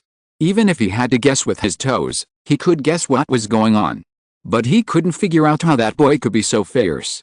After Zhang Yuandong sent Ren Xiaosu in, he came back and reported to Luolan that the boy might be dead. After all, if a person broke into such a heavily guarded military camp, he would definitely be dead. At that time, Luolan was silent for a long time before saying that he knew that was his choice. Even a fool could hear the sadness in Luolan's tone. But how should he tell Boss Luo now? Just say, "Sorry, I made a mistake. It's not that boy who is gone, but the Zhuang family who is gone." Zhang Yuandong quietly climbed up to the roof, and saw him moving freely on the roof. He could even cross 2 buildings of 5 or 6 meters in one step. The gap between the 2 buildings was like a chasm. He was not an extraordinary person, but he was one of the most powerful spies in the Qing family's secret files. Zhang Yuandong chased the train all the way forward. He saw with his own eyes that the steam train smashed all obstacles. The boy in the car calmly pushed against the off-road vehicle in front of him and threw a few grenades from time to time. Ren Xiaosu had already taken off the outer armor and put it in his body to accumulate energy again in preparation for the next battle. He turned around and saw Zhang Yuandong jumping and shuttling on the roof, so he smiled and waved to Zhang Yuandong, indicating Zhang Yuandong to stay away and not to hurt him by mistake. Zhang Yuandong slowly stopped. What kind of psychological quality does it take to be able to laugh in this ambushed fortress? He wanted to tell Luolan everything about what happened today, so that the Qing family could re-examine the ability of this young man from an objective perspective. At this time, Ren Xiaosu had already chased Zongcheng and was about to reach Zijing Road. The huge intersection was still lit with traffic lights, and the neon lights of the surrounding buildings had not yet been extinguished. Hundreds of Zong's soldiers carrying a large number of weapons were guarding this intersection, waiting for the strange steam train to enter the range. Even Zongcheng couldn't help but step on the brakes when he saw this formation. He wanted to see if this formation was enough to stop Ren Xiaosu. But before the steam train arrived, something strange suddenly passed through the shadow gate and fell into the Zong's position. A soldier took a look and found that there were 4 playing cards on the ground. The spades, hearts, clubs, and diamonds looked particularly bright, and they were 4 6s. At first, some soldiers didn't react, thinking that their comrades had accidentally dropped them. They were still wondering who had brought the playing cards here. If the superiors found out about this, they would be severely punished. Before they could figure it out, they saw the 4 6s on the cards becoming brighter and brighter. There was a loud bang, and the exploding cards lifted nearly 100 people into the sky in an instant. Chapter 461, Borrowing a Knife to Kill. The explosive power and range of this popping poker are dozens of times greater than that of a hand grenade. A hand grenade thrown into the position would only blow up 2 or 3 people at most, so if Ren Xiaosu threw another grenade, he would probably be beaten to death by this frontal defense position. These 4 6s were Ren Xiaosu's trump cards that he had hidden for a long time. The probability of drawing the popping poker had always been criticized by Ren Xiaosu.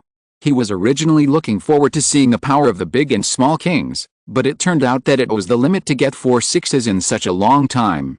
In an instant, the huge airflow spread like a raging wave.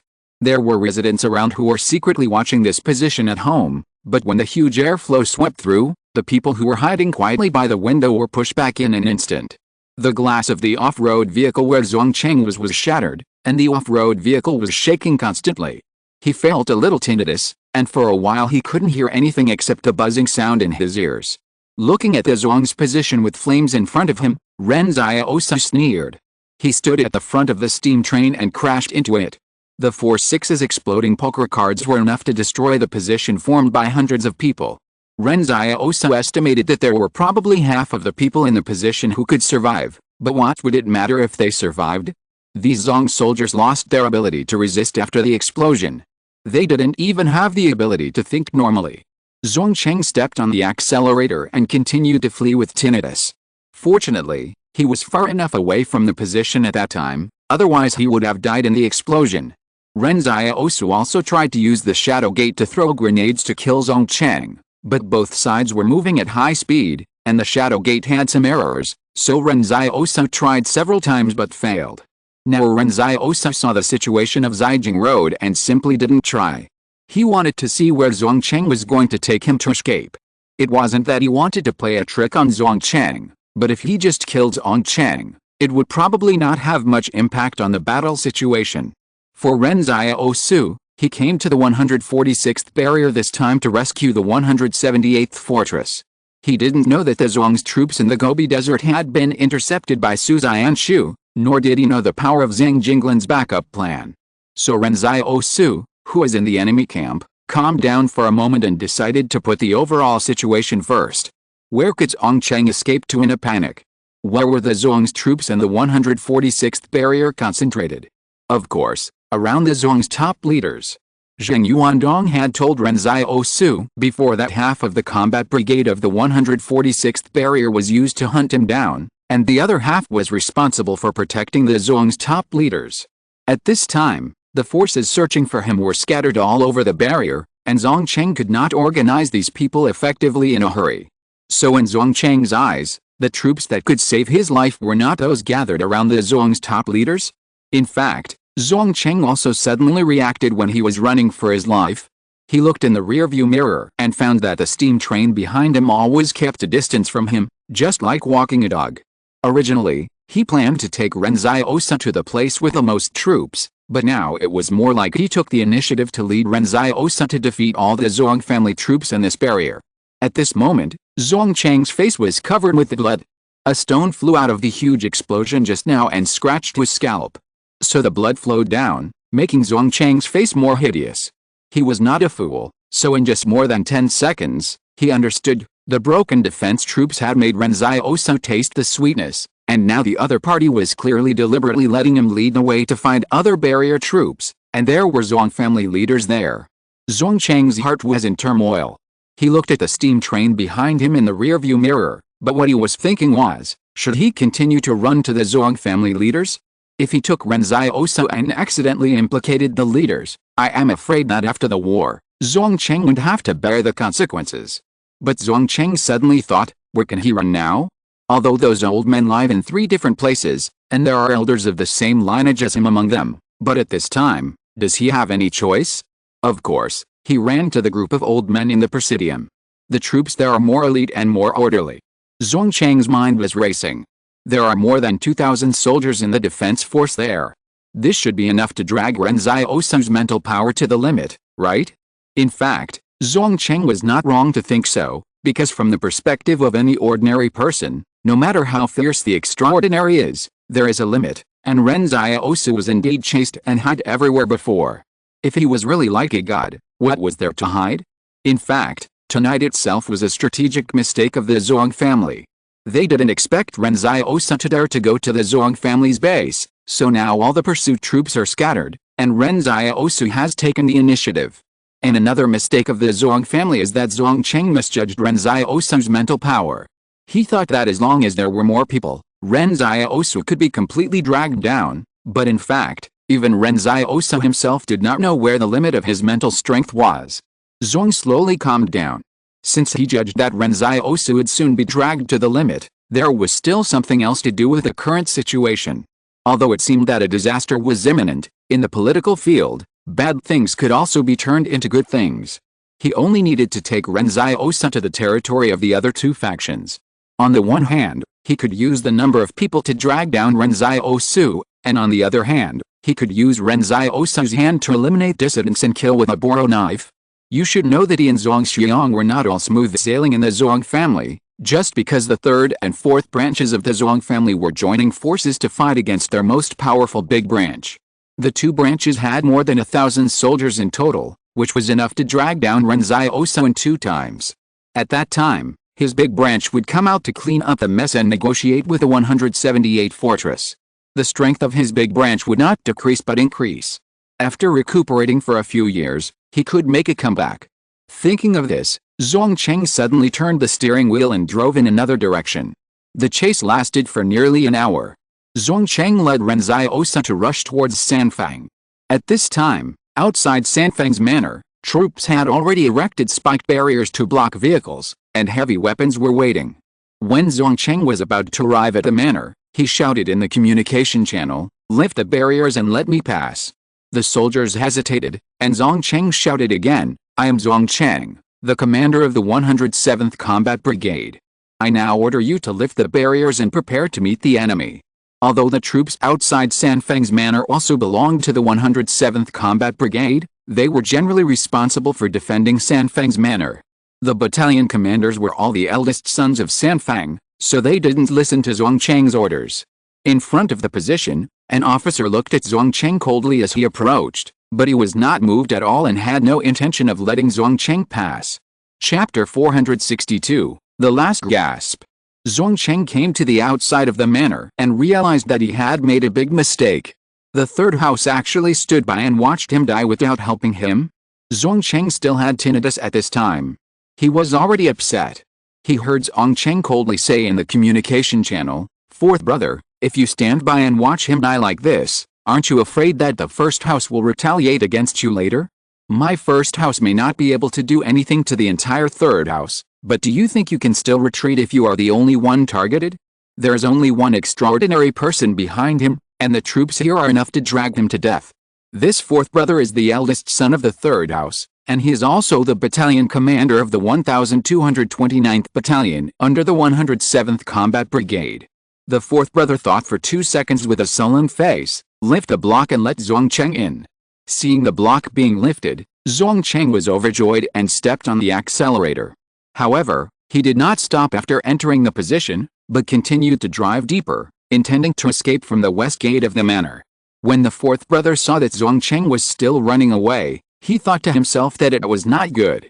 If it was true as Zongcheng said, the troops here were enough to drag the extraordinary person to death, then why would Zongcheng run away? The fourth brother of the Zong family said angrily, "Zongcheng, the villain, harmed my third house. Shameless." "Sir, what should we do now?" asked the adjutant of the 1229th Battalion. "Help me, I don't believe that an extraordinary person can sweep a barrier," said the fourth brother of the Zong family. Just as the steam train was about to approach, Ren Xiaosu had already used the same trick to throw grenades to break the formation, and mixed in 4-5s of the exploding poker, but the power of 4-5s is indeed much worse than 4-6s. In an instant, 3 soldiers with RPGs on their shoulders suddenly appeared on the Zong family's position and fired rockets at Ren Xiaosu. The steam train was a huge target, so how could the RPG not hit it? But just as they were waiting for the explosion of the rocket, they saw that the huge steam train turned into black mist out of thin air, and the next moment a steel armor suddenly leaped out of the black mist. When the steel armor was in the air, the whole body deflected, and it cleverly avoided the RPG rockets and passed through the gaps between the 3 rockets. When the steel armor landed, it began to run wildly. The whole ground was shaking. The soldiers of the Zong clan actually felt a sense of powerlessness. They saw that the bullets were ineffective and the RPG was difficult to hit the opponent. For a moment, they didn't know what means to use to punish the opponent. However, Ren Xiaosu did not want to fight. He only wanted to use grenades to quickly destroy the manor and cover the enemy's living forces as much as possible. The third room was cold. Of course, Ren Xiaosu's sudden attack could not guarantee that all the places he attacked were destroyed, nor could he make up for the surviving soldiers and members of the Zong clan. Who to kill and who not to kill was all based on luck. After the manor where the third branch of the family lived was attacked, an old man crawled out from the ruins. Seeing that the old man was fine, the battalion commander of the Zong family immediately stepped forward to support him. "Dad, let's retreat, we can't stay here anymore." But the old man's long bangs that he used to cover his bald head were scattered down, looking particularly funny. He said sternly, "Retreat? Can't you see it yet? This is the conspiracy of the first branch.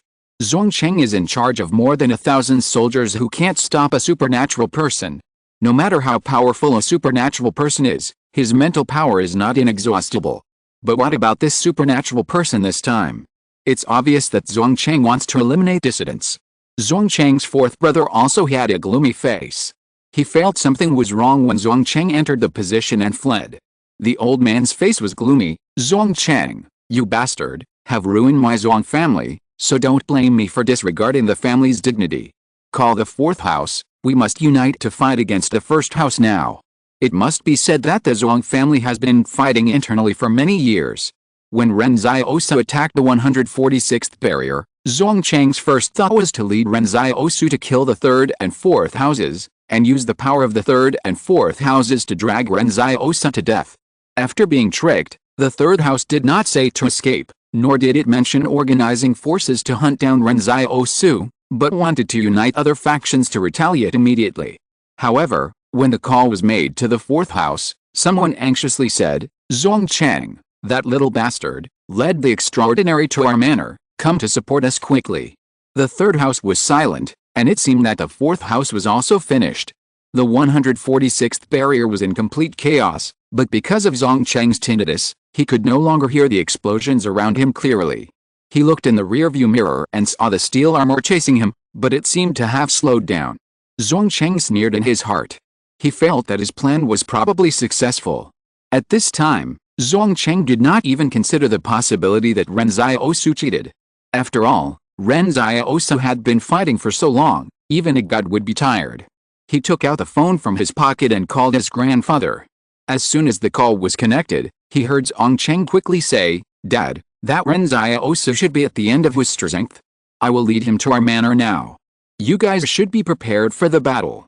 After killing him, we will immediately integrate the resources of the third and fourth rooms." An old voice roared on the other side of the phone, "Don't lead him here." But Zongcheng's tinnitus made him almost unable to hear anything at this time. He said to himself, "Okay, I'll take him over now." After that, Zongcheng hung up the phone and concentrated on driving. He also glanced at the fuel gauge. The fuel in the tank was about to run out, but it was enough for him to drive to the front door of his own manor. However, on the way to escape, Zhongcheng suddenly felt a sense of crisis. He saw a shadow door suddenly open beside him in the car, and a knife slid past him and disappeared immediately. Zhongcheng was shocked. When the black knife disappeared, he immediately began to check his wound, and found that it was just a small skin injury. Thinking of this, Zhongcheng breathed a sigh of relief. It seemed that the other party had missed. However, before he could think more, the shadow door opened again, and another knife slid past him, leaving him with a wound, not light or heavy. At this time, how could Zhongcheng not understand that this was clearly the other party torturing him? This Ren Xiaosu was sure to kill him, but he was not in a hurry. Zhongcheng felt humiliated at this moment. It was the first time he faced such a situation. But he had no choice but to step on the accelerator and flee. At this moment, Zheng Yuanduang was on a high building, looking down at the entire barrier in astonishment, and he was stunned. Before, he thought he had overestimated Ren Xiaosu enough, but at this moment, the Qing spy still found it a little unbelievable. Could a superhuman have lifted up the entire 146th wall of the Zong family? Zheng Yuanduang knew that there were many tricks involved, such as Ren Xiaosu's attack on the Zong family's base, which disrupted the entire Zong family's plan. The troops wandering outside wanted to come back for help, but they did not have the high mobility of Ren Xiaosu, so they could only rush up in small groups like delivering food. Of course, if Ren Xiaosu was not so fierce, it would not work either. Zheng Yuandong saw with his own eyes that Ren Xiaosu did not know what method he used to blow up the entire Zong family's position, and he could still wear a steel armor and drive a steam train, treating hot weapons as nothing.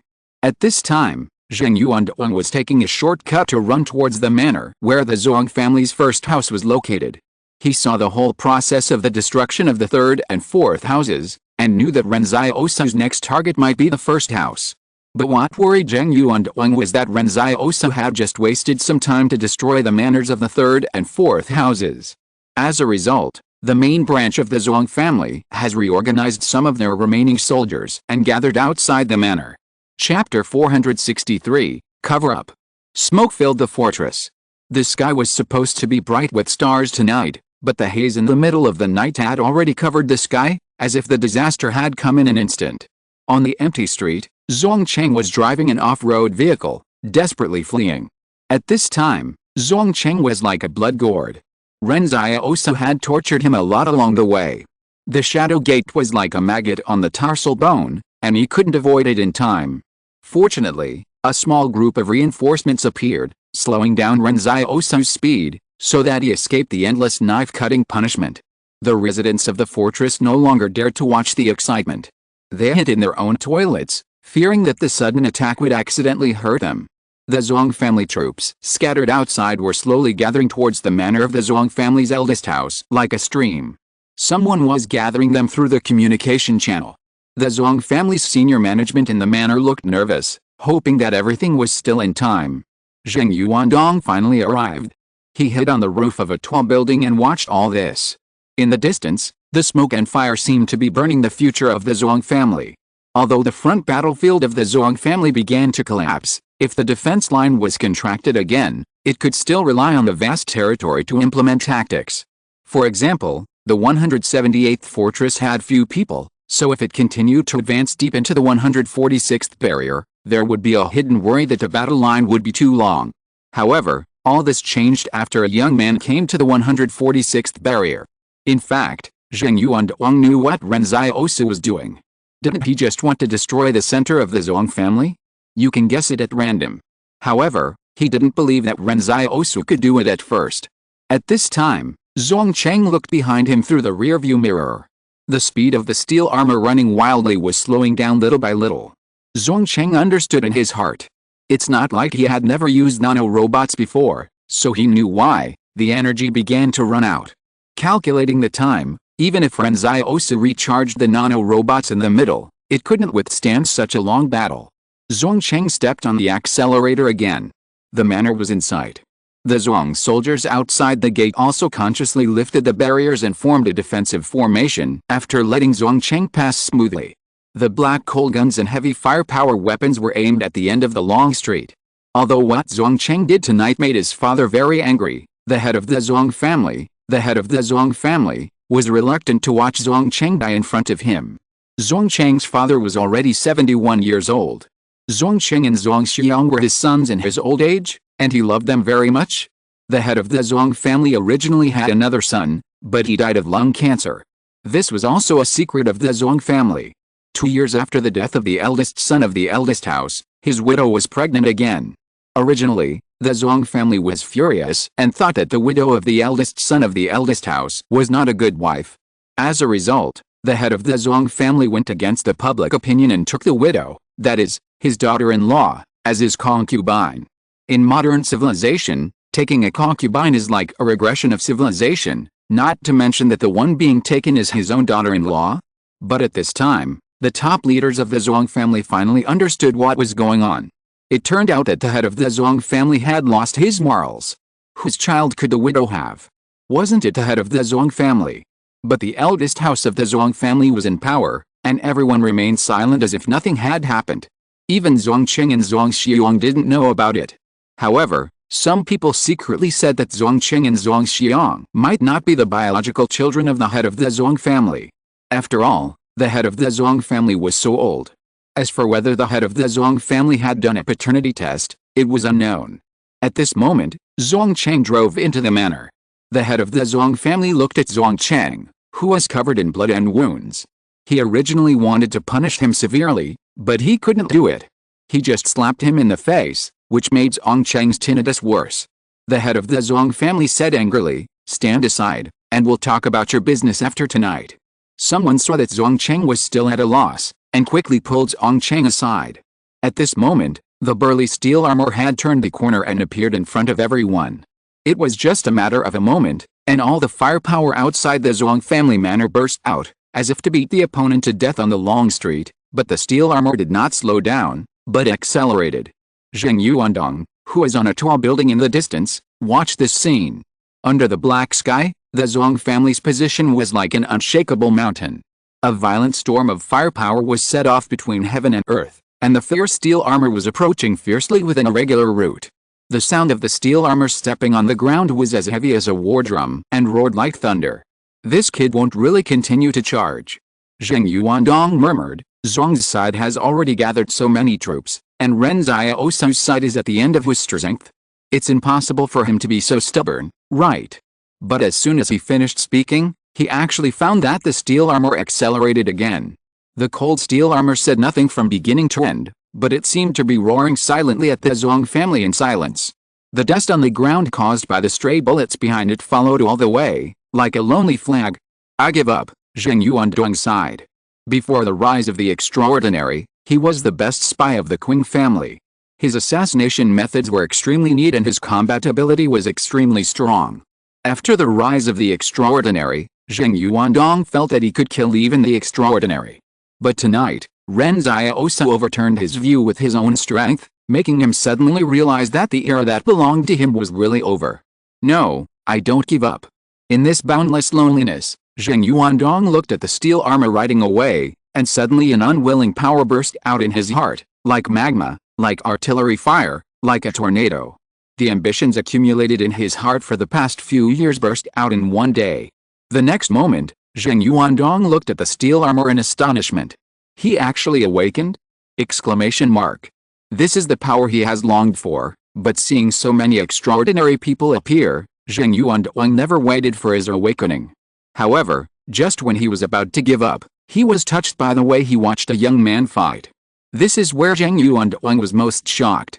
He knew very well that if he hadn't seen the steel armor charging forward, he would never have been so touched. "Since it has awakened, can we help him?" Zheng Yuandong pondered. But before he could come up with a result, he saw that the steel armor suddenly turned to the left and ran away when it was about to reach the front of the Zong family formation. Zheng Yuandong was stunned, and the Zong family troops were also stunned. He ran away? What about the forward charge? Zong Cheng and his men were watching this scene in the manor, and they were all a little confused. The Zong family had frowned and looked at Zong Cheng. "What's going on? Why did he run away?" "Zong Cheng, speak louder." The Zong family had felt a surge of blood in his body, and wanted to slap Zong Cheng again on the spot, but before he could do anything, the orderly next to him suddenly burst into screams and wails.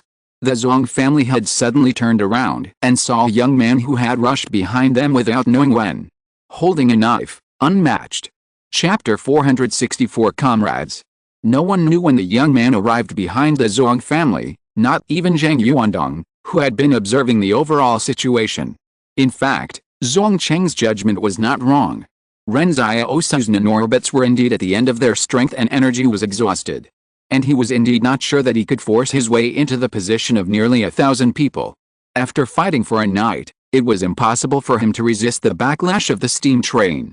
But Zhuang Cheng was right in front of him, and the top leaders of the Zhuang family were right in front of him. He wanted him to give up? How could it be possible? If Ren Xiaosu would give up at this time, he might as well kill Zhuang Cheng earlier. He would not be willing to die if Zhuang Cheng did not die tonight. So Ren Xiaosu took advantage of everyone's inattention during the pursuit and instantly replaced the outer armor on Shadow. On the one hand, even if the nanorbits could not hold on, his body would not fall into death. On the other hand, the outer armor also solved the problem of Shadow's fear of bullets hitting his forehead. Just as Shadow was charging head-on in his outer armor, Ren Xiaosu had already charged in from the side of the manor. The troops of the Zhuang family manor were all concentrated in the front. Ren Xiaosu used his actions all night to tell Zhuang Cheng that he would charge head-on. But when everyone was getting used to his frontal charge in this chaos, Ren Xiaosu chose to execute the beheading from the weakest point of the enemy. The defense force at the rear of the manor was useless in front of Ren Xiaosu. Zhuang Cheng turned around and saw Ren Xiaosu coming from behind to kill him, and he was horrified. Ren Xiaosu grabbed a high-ranking member of the Zhuang family as a shield and quickly killed Zhuang Cheng. Zhuang Cheng shouted desperately, "Kill him, don't care about the hostages in his hands, open fire." But the Zhuang family soldiers hesitated, because Ren Xiaosu was holding Zhuang Cheng's uncle. Ren Xiaosu rushed forward holding Zhuang Cheng's uncle hostage, sneering at him, "Ask for help, or I'll chop you off right now." The uncle was anxious and yelled at Zhuang Cheng, "Zhuang Cheng, you little bastard, you don't even care about my life or death." Suddenly, Zhuang Cheng raised his hand and shot him dead, not letting him finish his words. The soldiers around him and the head of the Zhuang family were all stunned. In the time it took to be stunned, Ren Xiaosu had already approached Zhuang Cheng. What surprised everyone in the Zhuang family was that Zhuang Cheng, the extraordinary person that the Zhuang family had been looking forward to for a long time, did not muster up the courage to resist, but pushed his father, the head of the Zhuang family, to Ren Xiaosu's knife.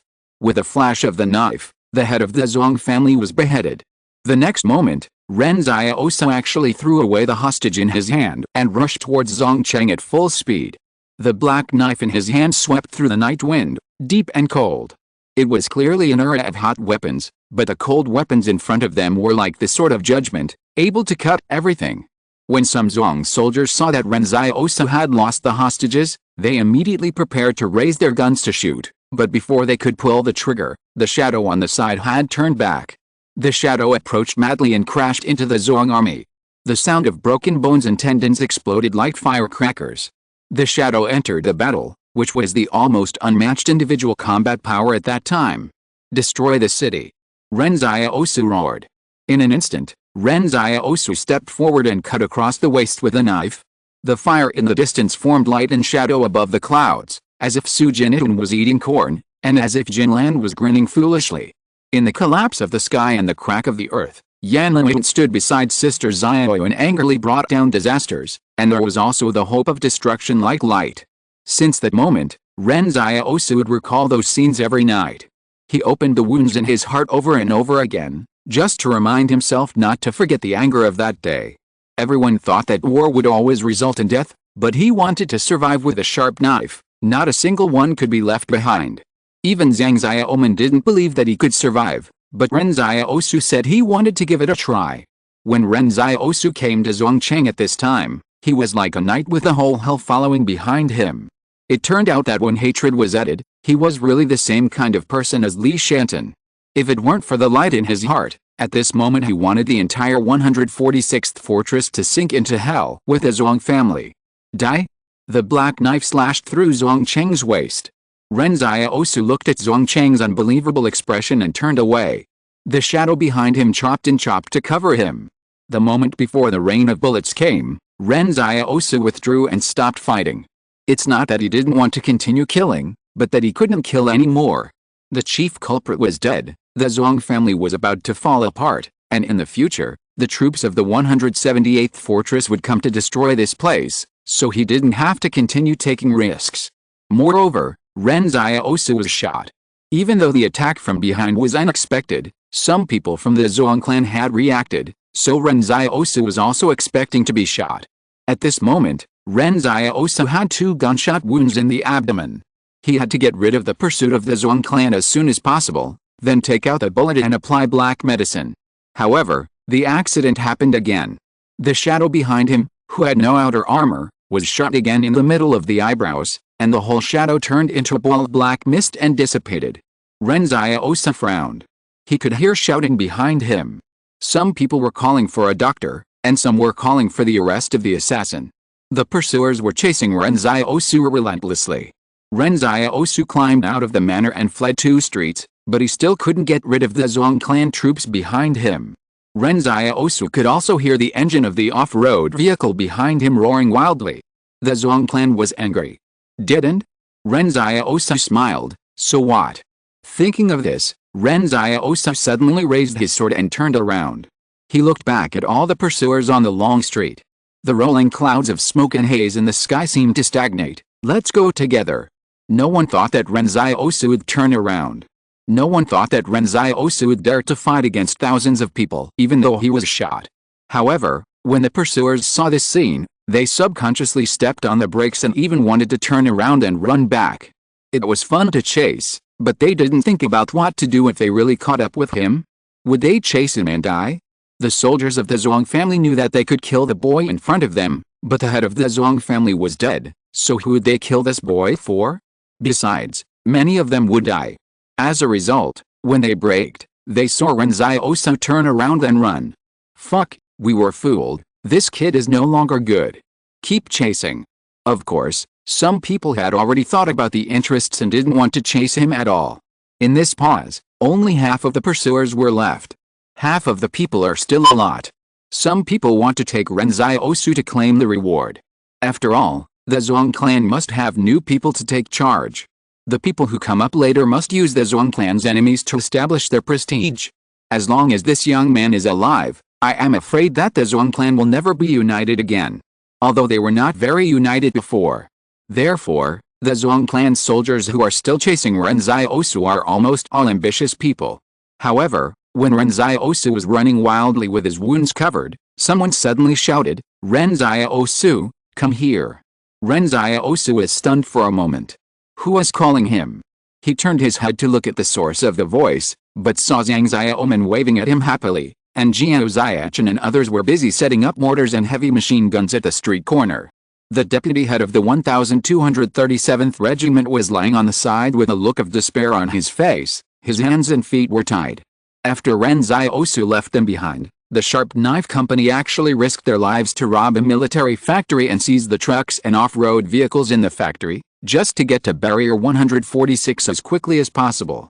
Tonight, everyone was attracted by the firepower from Ren Xiaosu's side, but no one noticed that the eastern gate was actually breached by the Sharp Knife Company, and they didn't even encounter any decent obstacles. Zhang Xiaoman stood there in high spirits, grinning against a backdrop of the fire in the sky. "Come here quickly, we are here to save you." Ren Xiaosu covered his abdomen and walked over slowly. "Why are you here?" Fu Rao was loading a magazine on a heavy machine gun next to him. "Didn't you say that we can't lose a single member of the Sharp Knife Company?" Zhang Xiaoman laughed happily, and suddenly imitated Ren Xiaosu's tone when talking to Zhang Jinglin and said, "Ren Xiaosu, do you remember what I said?" Ren Xiaosu was silent for a moment and suddenly laughed. "You said, but there will always be deaths in war. The battlefield is a place where you must believe in fate. Everything is fate, and it is not up to people at all." Zhang Xiaoman laughed again. "Then do you remember what you said?" At that time, Ren Xiaosu said, "How can you know if you don't try? The Sharp Knife Company, we all prosper together and suffer together. Since someone said that we can't lose a single member of the Sharp Knife Company, no matter who said it, then we really can't lose a single member." Zhang Xiaoman's cheeks looked particularly hardcore under the firelight, but suddenly became cute. He spat on the ground and laughed. "Fuck them." In an instant, 4 heavy machine guns spewed out long tongues of fire at the end of the long street, and the chasing Zhuang's troops were caught off guard and fell like dominoes. Once, someone blocked the intersection with 2 heavy machine guns and killed more than 3,000 people in an afternoon. With the development of hot weapons, many people have forgotten that in fact, in the history of human warfare, heavy machine guns are the weapons that kill the most enemies. Zheng Yuandong watched this scene silently from a distance. He originally planned to rush out to save Ren Xiaosu, but suddenly found that this surprise force had arrived at the 146th barrier. Looking at the sharp knife company in front of him covering and supporting each other, Zheng Yuandong didn't want to be a spy anymore. He wanted to go back to the Qing family to find his own comrades. Chapter 465 Armored Brigade Raid. Since Ren Xiaosu entered the 146th fortress, he has been fighting alone. Even when he met the Qing spy Zheng Yuandong, the other party only pointed him away, but never participated in the battle. Just as Zheng Yuandong said, even if Luo Lan asked Zheng Yuandong to assist Ren Xiaosu, he still allowed Zheng Yuandong to guarantee his own life safety. This is all understandable to Ren Xiaosu, because the human relations in the world are like this. But when the sharp knife company rushed into the fortress, it was different. When Ren Xiaosu was injured, a group of lunatics set up a terrifying heavy machine gun on the long street of the fortress, harvesting the lives of those Zong soldiers and sheltering him from the wind and rain. Ren Xiaosu covered his wound and sat against the wall. There were shops and residential buildings on both sides of the long street. There were still residents trembling in the house behind him, but even if it was a battle of revenge tonight, Ren Xiaosu was still cautious and did not cause any innocent deaths, just because Zhang Xiaoman once said that the 178th fortress had its own principles. "How did you find me?" Ren Xiaosu asked in confusion. You have to know that the Sharp Knife Company is not familiar with the 146th fortress, and he has been moving at high speed tonight, so it is not easy to find him. Zhang Xiaoman smiled while changing the magazine. After entering the fortress, there was a fortune teller waiting for us at the gate of the fortress. He also pointed out your location to us. We didn't believe it at first, but later there was indeed gunfire at the location he pointed out. Ren Xiaosu was stunned. Is the fortune teller you are talking about a thin middle-aged man with a mustache and a pair of sunglasses, holding a banner with the words Divine Fortune Teller written on it? Hey! Zhang Xiaoman laughed. How did you know? At this time, the Zhuang family troops had been completely beaten back by the heavy machine guns of the Sharp Knife Company. Even the firepower that just broke out scared many Zhuang family soldiers. They were facing the heavy machine guns on the off-road vehicles and didn't even have the ability to fight back. If it were normal times, the will of the Zhuang family troops would definitely not be so fragile, but now that more than half of the Zhuang family's bigwigs have been killed or injured, the Zhuang family soldiers must be in a different mood. So the warriors of the Sharp Knife Company suddenly felt better when they saw the enemy being beaten and screaming. Jiao Xiachen said, Xiaosu, do you know that fortune teller? I guess so. Ren Xiaosu was a little confused. Could it be that the fortune teller really had some skills? But why did he instruct the Sharp Knife Company to save him? At this moment, Zhang Xiaoman smiled and said, this is someone from our 178 fortress. I've only heard of him before and never expected to run into him here. Ren Xiaosu is completely confused. He is from Fortress 178. Yes, Zhang Xiaoman smiled and said, when we set out to come here, the intelligence chief Wang Fingyun in the fortress called us and said that someone would pick us up at barrier 146. He also checked a code for us. This fortune teller is indeed the intelligence chief of Fortress 178 in the Northern Zhuang family. All latent sequences are under his control. Ren Xiaosu felt something was wrong for a moment. He said unhappily, is this guy's code name the Divine Calculator? No, his code name is the Big Fraud. It is said that his code name was the Divine Calculator before, but later because he liked to deceive his comrades and cheat for pocket money, his name was changed to the Big Fraud. Ren Xiaosu suddenly felt sick. He believed the other party 80% before, but now think about it, what the other party said about having a non-blood relative might have been told to the Big Fraud by Zhang Jinglin. He also said that the land of great prosperity is in the northwest.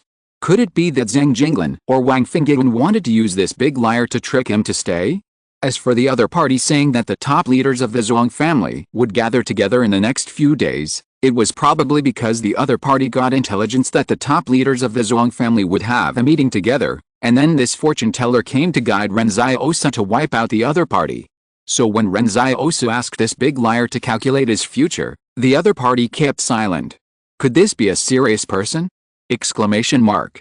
But how did the other party know about Li Qingzhen? Did he rely on bluffing in the south at that time? Ren Xiaosu was still skeptical and thought that this big liar might be weird. Ren Xiaosu asked, has this big liar been in the north all the time? I don't know, Zhang Xiaoman said. At this time, Ren Xiaosu felt that this matter could not be sorted out for a while, so he should treat his wounds first. Just when the sharp knife company blocked the Zhuang family troops, Jiao Xiachen actually saw Ren Xiaosu extend his index and middle fingers into the wound and directly clamped the bullet out. He saw Ren Xiaosu's veins throbbing in pain, his face red, but he never said a word. The group of rough men in the sharp knife company were immediately stunned. In the past, everyone boasted about how tough they were. Being a tough man in the 178th fortress was politically correct. If you can't endure hardship, you will be laughed at. But no matter how tough a man is, he won't take out a bullet himself. Zhuang's troops had been completely repelled, and the entire 146th fortress was in a mess. Zhang Xiaoman and others surrounded Ren Xiaosu. Do you want some anesthetic? I see your wound. Before he finished speaking, the second bullet had been taken out. Ren Xiaosu gritted his teeth and applied black medicine on himself. It's okay, it will heal in 3 days. However, at this moment, Zhang Xiaoman and others suddenly heard the sound of tracks rolling on the hard ground behind them. The soldiers of the sharp knife company were shocked. Fuck, can it be that armored brigade? They had seen the 131st Brigade on the edge of Zhuang's territory before, and they were chased into the ditch twice by the enemy. After the armored brigade left, the deputy regiment commander led them to rob the military factory and transportation, and took a shortcut to the 146th rampart. They did not encounter the armored brigade on the way, so they had forgotten about it. But when they heard the sound of the tracks, Zhang Xiaoman and his men all changed their faces. Even if they were fierce just now, they could not confront an armored brigade head-on. Run, run, run. Zhang Xiaoman shouted. Ren Xiaosu asked weakly, what's wrong? No time to explain, get in the car. As they said that, a group of people lifted Ren Xiaosu to their car, stepped on the accelerator and drove in the opposite direction of the armored brigade. The Zhuang family troops in front were hiding at the corner of the long street to discuss countermeasures. The only remaining regiment commander of the Zhuang family combat brigade was trying to contact the Zhuang family's top leaders, but found that none of them could be contacted. But at this time they heard the sound of an engine. Someone leaned over to take a look and was scared to death. They are coming, Commander, they are coming. The commander also leaned over to take a look and saw that the vehicles of the Sharp Knife Company were driving towards them madly. The commander was also scared to death. Run, run, run. All of a sudden, the entire barrier became chaotic again. If you're listening to this novel on a channel other than Fanfic World, it means they downloaded and uploaded it without effort. We cordially invite you to visit our channel, Mundo Fanfic Novelist. There you'll find the original version of this story and you can explore many other novels of various genres. We're waiting for you to immerse yourself in a world of incredible novels. Chapter 466 Years of Humiliation. Zheng Yuandong, who had originally planned to leave the 146th barrier, was still standing on the high building, sighing about life. But he had just sighed halfway when he saw an extremely well-equipped armored brigade entering the gate on the east side of the 146th barrier. Zheng Yuandong was a spy, and his focus was on paying attention to the decisions of the top leaders of the Zhuang family and the movements of the important combat sequences of the Zhuang family. He had never heard of which armored brigade the Zhuang family had transferred to the 146th barrier, but he was very familiar with the Zhuang family, and he saw the number of that unit at a glance. The 131st Brigade. Wasn't this the unit that was taken away by Zhongwu? Why did it come back again? Then, the situation in the entire barrier was like the armored brigade chasing the Sharp Knife Company, and the Sharp Knife Company chasing the remnants of the Zhuang family. Everyone was driving, one more panicked than the other. The Zhuang family troops at the front rushed left and right. They had been timid by the Sharp Knife Company, and they didn't dare to stop all the way from east to west. This run lasted more than 10 kilometers, and they were about to see the gate on the west. At this time, the gate on the west side suddenly opened. It seemed that some of the Zhuang soldiers neglected their duties and opened the gate to run away. The commander of the Zhuang army trembled and said, There are so many troops in the whole barrier, why do they have to chase us? A soldier suddenly said, I seem to hear the sound of armored vehicles and tanks behind us. The commander was even more panicked. What? Has the armored brigade of the 178th Fortress also attacked us? They couldn't see the situation behind them clearly, let alone the numbers of the troops in the rear. The commander was already a very high position in the army. He knew very well that there were no friendly troops of the Zhuang clan nearby, so he subconsciously thought that the 178th Fortress had attacked. In the hasty escape, the ability to think rationally had dropped to the bottom. Although it was unrealistic for the 178th Fortress to attack here, they had no ability to think. The 146th barrier was penetrated by a transcendent alone, so what else was impossible? This scene stunned Zhang Yuandong. He saw with his own eyes that the three troops disappeared all the way as if they were chasing each other. Forget it, let's go back to Qing first. Now the whole northwest is in chaos. If you want to leave, now is the best time. The Sharp Knife Company and the Armored Brigade went out of the west gate of the barrier and headed south. The Zhuang family troops in front were desperate. How come they escaped from the barrier, but the people behind them were still chasing them? Did they not want the 146 barrier anymore? At this time, Zhang Xiaoman and his men did not dare to stop the car, or even attack the vehicle in front of them. The distance between the two sides was obviously very close, but there was only one road, and only two vehicles could move forward at the same time. If there was an overturned car blocking the road in front, they would have to be squeezed and attacked by the armored brigade behind. Suddenly, a Zhuang soldier looked back and said, "Hey, the car they are driving seems to be our military vehicle, right? The communication channel on the car should be universal." The regiment commander looked back and saw that it was true. He immediately asked the co-pilot soldier to tune the frequency, trying one channel after another, to see if he could discuss something with the Sharp Knife Company through the communication channel. Sure enough, after tuning to an encrypted channel and shouting twice, a voice came from the other side. The regiment commander was overjoyed. "Friends from the 178th Fortress behind us, stop chasing us. We are going home to farm. Can you stop?" The other party replied, "No." The regiment commander was immediately furious. "You must kill us all, right?" The soldiers of the Sharp Knife Company looked at each other, and then looked at the armored brigade not far behind them, not knowing how to answer. The Zhuang family troops in front shouted, "Then we can stop, we surrender. You 178th Fortress don't kill prisoners, right?"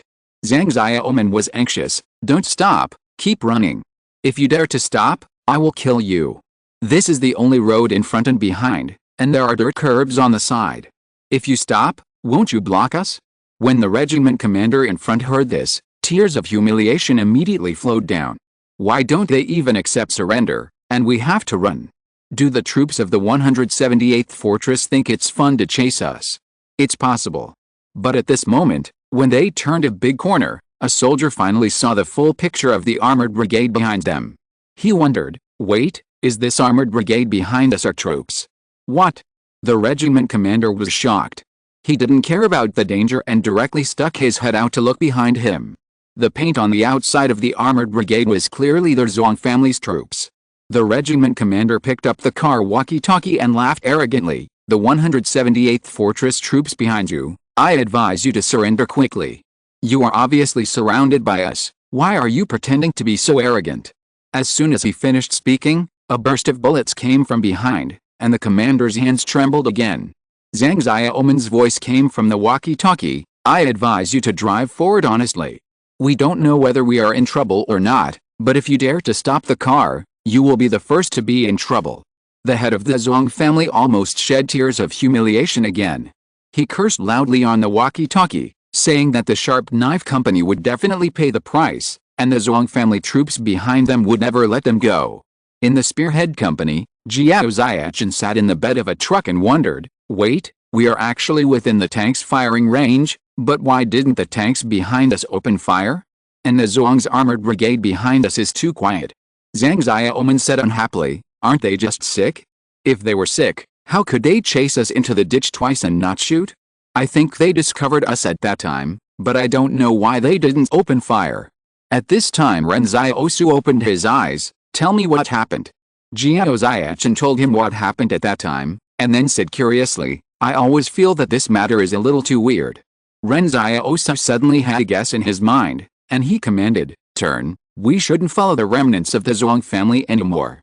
The armored brigade behind us may not be here to fight us, but to chase the Zhuang family troops in front." Suddenly, the Zhuang clan troops in front saw in the rearview mirror that the Sharp Knife Company had turned into the wilderness. The regiment commander felt a sense of salvation in an instant, but he had been chased like a dog for so long, how could he give up? The regiment commander shouted to the soldiers, "They have been scared away, but we can't just let them run away." With a bang, when the Sharp Knife Company left, the armored brigade behind them immediately had only the Zhuang clan troops in front of them, and then their tanks opened fire. The Zhuang clan commander was stunned for a long time. He watched as a truck at the end of his convoy suddenly turned into a ball of fire. "What's going on?" The soldiers cried, "Captain, this armored brigade is here to fight us." Chapter 467. 184 people were supposed to attend, but 183 people actually attended. On that day, when Li Shenton hypnotized the armored brigade, he told them that they could only kill the soldiers of the Zhuang clan and not kill innocent people. Li Shenton's hypnosis was magical. Unlike Zhuang Cheng, who turned people into machines that only obeyed orders, Li Shenton hid an order in people's subconscious. The targets hypnotized by Li Shenton even had the ability to think for themselves. In simple terms, they could tell which was a soldier of the Zhuang clan and which was not. Although Ren Xiaosu and his men drove the off-road vehicle of the Zhuang clan, they were wearing refugee clothes. So although the armored brigade chased after them and wanted to attack the Zhuang clan troops, they could not kill innocent people because the Sharp Knife Company blocked the way. Once the Sharp Knife Company dodged, the artillery fire started. How could a remnant army be a match for a reorganized armored brigade? In other words, among the entire northwest Zhuang clan's fortress, the strongest defense force was only the 146th Fortress Combat Brigade, and the rest were fighting on the front line. So the 131st Brigade was in the rear and could not find any opponents at all. The soldiers of the 131st Brigade sat quietly in the armored vehicles. Because they had not rested for a long time, their eye sockets were already sunken and black. But they could not sleep until the moment when they were really exhausted. The Sharp Knife Company looked at the armored brigade that was leaving in a cloud of dust, and then looked at Ren Xiaosu. "What's going on?" Ren Xiaosu thought for a while. "I think there may be a person named Li Shenton who is controlling them." In fact, Ren Xiaosu did not have definite evidence, but the armored brigade was behind them, and it had clearly covered the Sharp Knife Company within the range of fire, but it did not open fire, which made Ren Xiaosu suddenly feel that something was wrong. Don't ask, just ask intuition. Recalling the scene he saw in Li's fortress before, people who were hypnotized by Li Shenton would go crazy and exhaust all their potential. "I'm afraid this armored brigade can't hold on for too long." Seeing the armored brigade heading straight for the next fortress, Ren Xiaosu thought that Li Shenton had helped the 178th fortress a lot.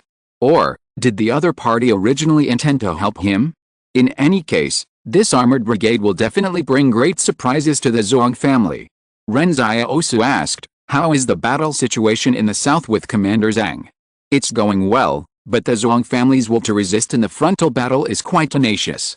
We can definitely win, but we have to pay a price," Zhang Xiaoman sighed. "And this time, Xiaosu, you killed most of the top leaders of the Zhuang family. The Zhuang family must be in chaos," Jiao Xiachun said.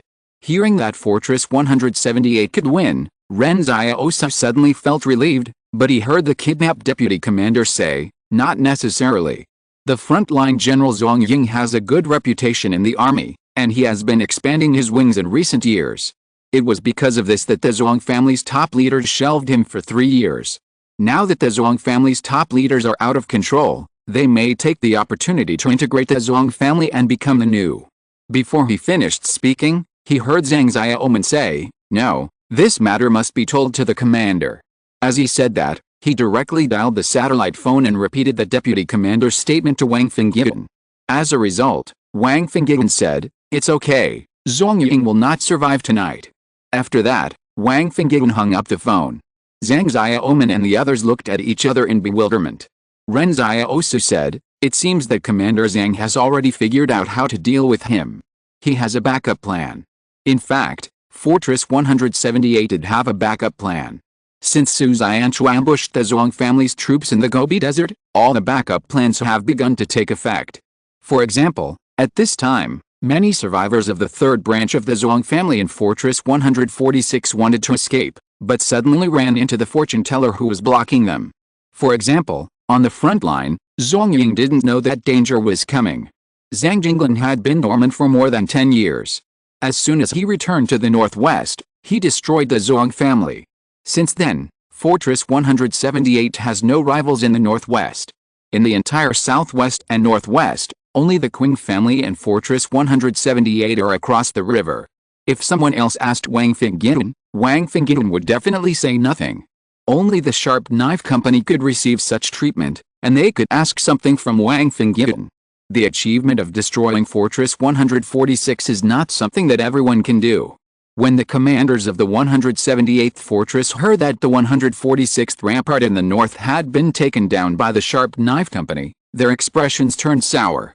Zhang Xiaoman and his men had already completed their mission, and the battle on the battlefield had basically nothing to do with them. The Sharp Knife Company had received orders to march south, meet up with Zhou Yinglong's vanguard battalion, repair on the spot, and then return to the 178th Fortress. Zhang Xiaoman said happily, "We will definitely get the Nebula Medal this time."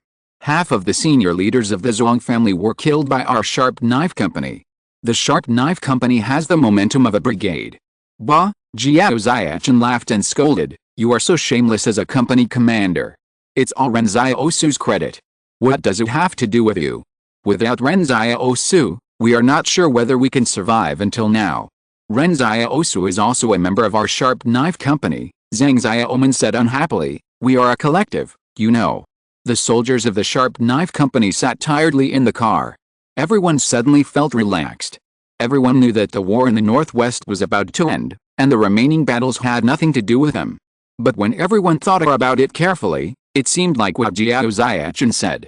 In this war, if there was no Ren Xiaosu, they would probably have died long ago.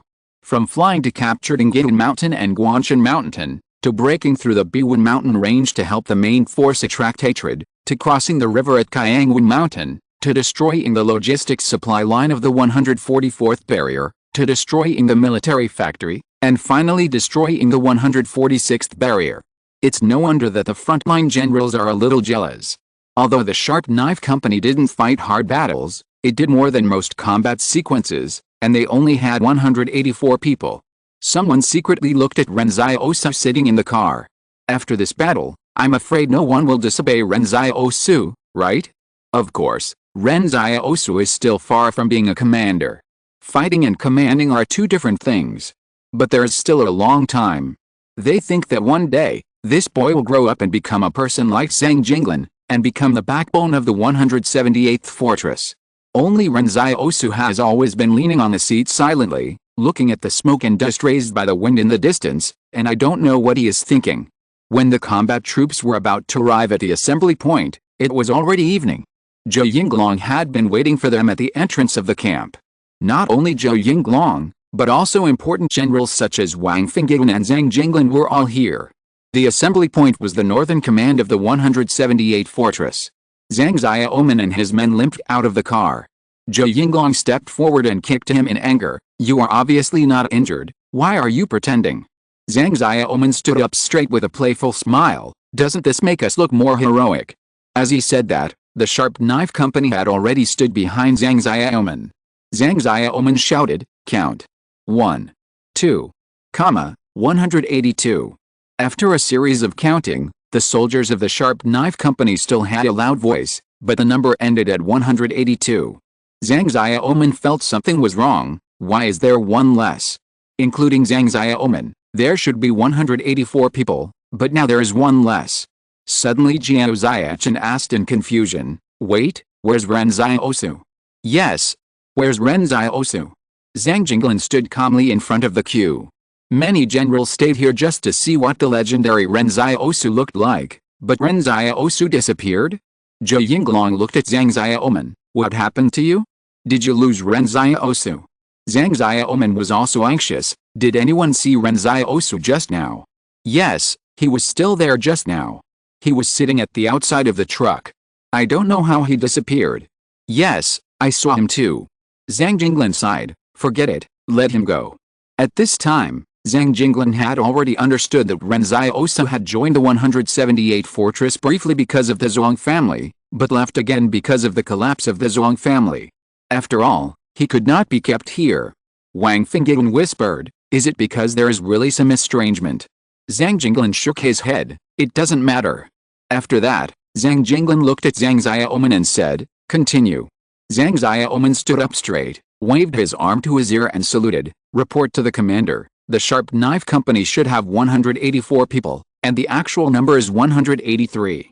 As he spoke, Zhang Xiaoman felt full of pride, but after losing one person in the Sharp Knife Company, Zhang Xiaoman always felt empty and uncomfortable. Ren Xiaosu actually left without saying goodbye. Looking back on the more than 1 month of time together, those difficulties and dangers are like a mark. As he spoke, Zhang Xiaoman suddenly became sad. Zhou Yinglong said unhappily, "Didn't we win the battle?" "What's the expression?" "Report to the battalion commander. We agreed that no one should be missing, but we failed to bring Ren Xiaosu back." Everyone suddenly fell silent. No one had thought that there would be no one dead in the Sharp Knife Company. The setting sun was like blood. Thank you to classmate Tater Yao for becoming the new leader of this book, and we are also old friends. In addition, the first sequence has issued its first work credit card. Cardholders will be upgraded to VIP, receive 8,888 points, 180-day unlimited card membership, a 300 yuan unlimited gift package, and an exclusive badge. The first 500 cards of each work card can be applied for free. How to apply? Kidian Reading App Personal Account Page. Kidian Star Exclusive Card. Pull down to find the corresponding work card and click to apply. Today's recommended book. Book title, Kneel Down. Brief introduction. At night, a young woman sneaked into Su Xiu's room. Su Xiu was shocked. "What are you going to do?" "I'm still a young man." Chapter 468, Death of Zhong Cheng. While the war in the north of the Zhuang clan was still going on, an off-road vehicle was speeding on the road to the central plains. The sky was high and blue, the loess on the ground was endless, and the smoke and dust behind the vehicle was like a long meteor tail. It seemed that when we arrived here, we were already far away from the chaos of war. However, the car did not take the main road, but suddenly turned at a certain place and drove into the long mountains. The young man in the car deliberately parked the off-road vehicle in an extremely remote place, then got off the car and took off all the luggage backpacks in the car, and then pushed the off-road vehicle into a ravine. He probably did this to prevent someone from discovering his whereabouts. The young man hid his whereabouts so far, and was extremely cautious. In order to avoid something, he even planned to cross mountains and ridges with great difficulty. The young man carried the backpack on his back, which contained sufficient water and food, enough for him to walk all the way to the central plains. Suddenly, the young man looked back at his hometown, and a trace of nostalgia and hatred appeared in his expression. One day he would come back here again. However, just as he turned around, someone on a hill in the direction of the mountain range smiled at him. "What are you looking at?" The young man was shocked and turned around to draw the pistol from his waist and wanted to shoot. He looked like a frightened bird. But as soon as he turned around, the person sitting on the hill behind him chuckled and snapped his fingers, and the young man's expression immediately became sluggish. "Let's play a game," Li Shenton said with a smile. "This game is called Ask Your Answer. What's your name?" "Zhong Cheng." "Zhong Xiang," the young man replied. Li Shenton was stunned for a moment. "How come you have two names, and Zhong Cheng doesn't look like you, does he?" "I used to be Zhong Xiang, and now I'm Zhong Cheng," the young man replied. "I used my extraordinary ability to plant a seed in Zhong Xiang and turned him into a puppet." Li Shenton was surprised. Even he didn't expect that Zhong Cheng had this ability. Doesn't it mean that as long as Zhong Cheng plants a seed for others, it means immortality? Moreover, the people of the Zhong group may have never discovered this. In the Zhong family, Zhong Cheng and Zhong Xiang are also in a competitive relationship. After all, there is only one head of the family, and there will always be failures and successes. Zhong Cheng and Zhong Xiang are both from the first house.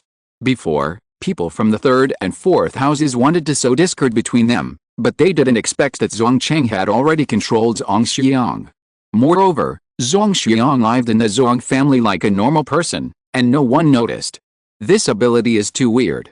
If the leaders of other organizations are controlled by Zhong Cheng, wouldn't they be easily overthrown by him? Although the number of people that Zhong Cheng can control is a bit small, There are other changes in this ability, which is something Li Shenton didn't expect. Li Shenton asked, "Do you have any other seeds? Are they the same for everyone you control?" "No more," Zhuang Xiang said. "There are very few seeds.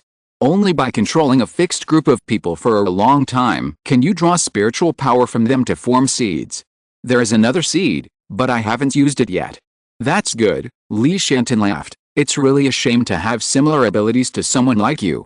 When he said this, a trace of anger and struggle flashed in Zhuang Xiang's face, as if he was about to wake up, but before he could react, he was suppressed by Li Shenton again. Li Shenton's ability seemed to be born to restrain spiritual control extraordinary people like Zhuang Cheng.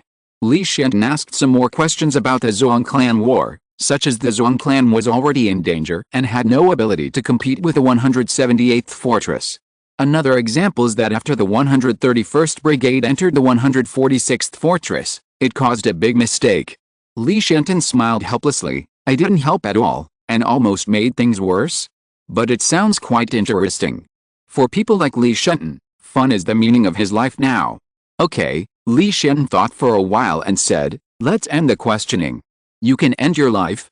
As soon as he finished speaking, Zhuang Xiang's expression suddenly twisted, as if unwillingness and anger were constantly alternating. Li Shenton sighed. "It seems that I am not strong enough.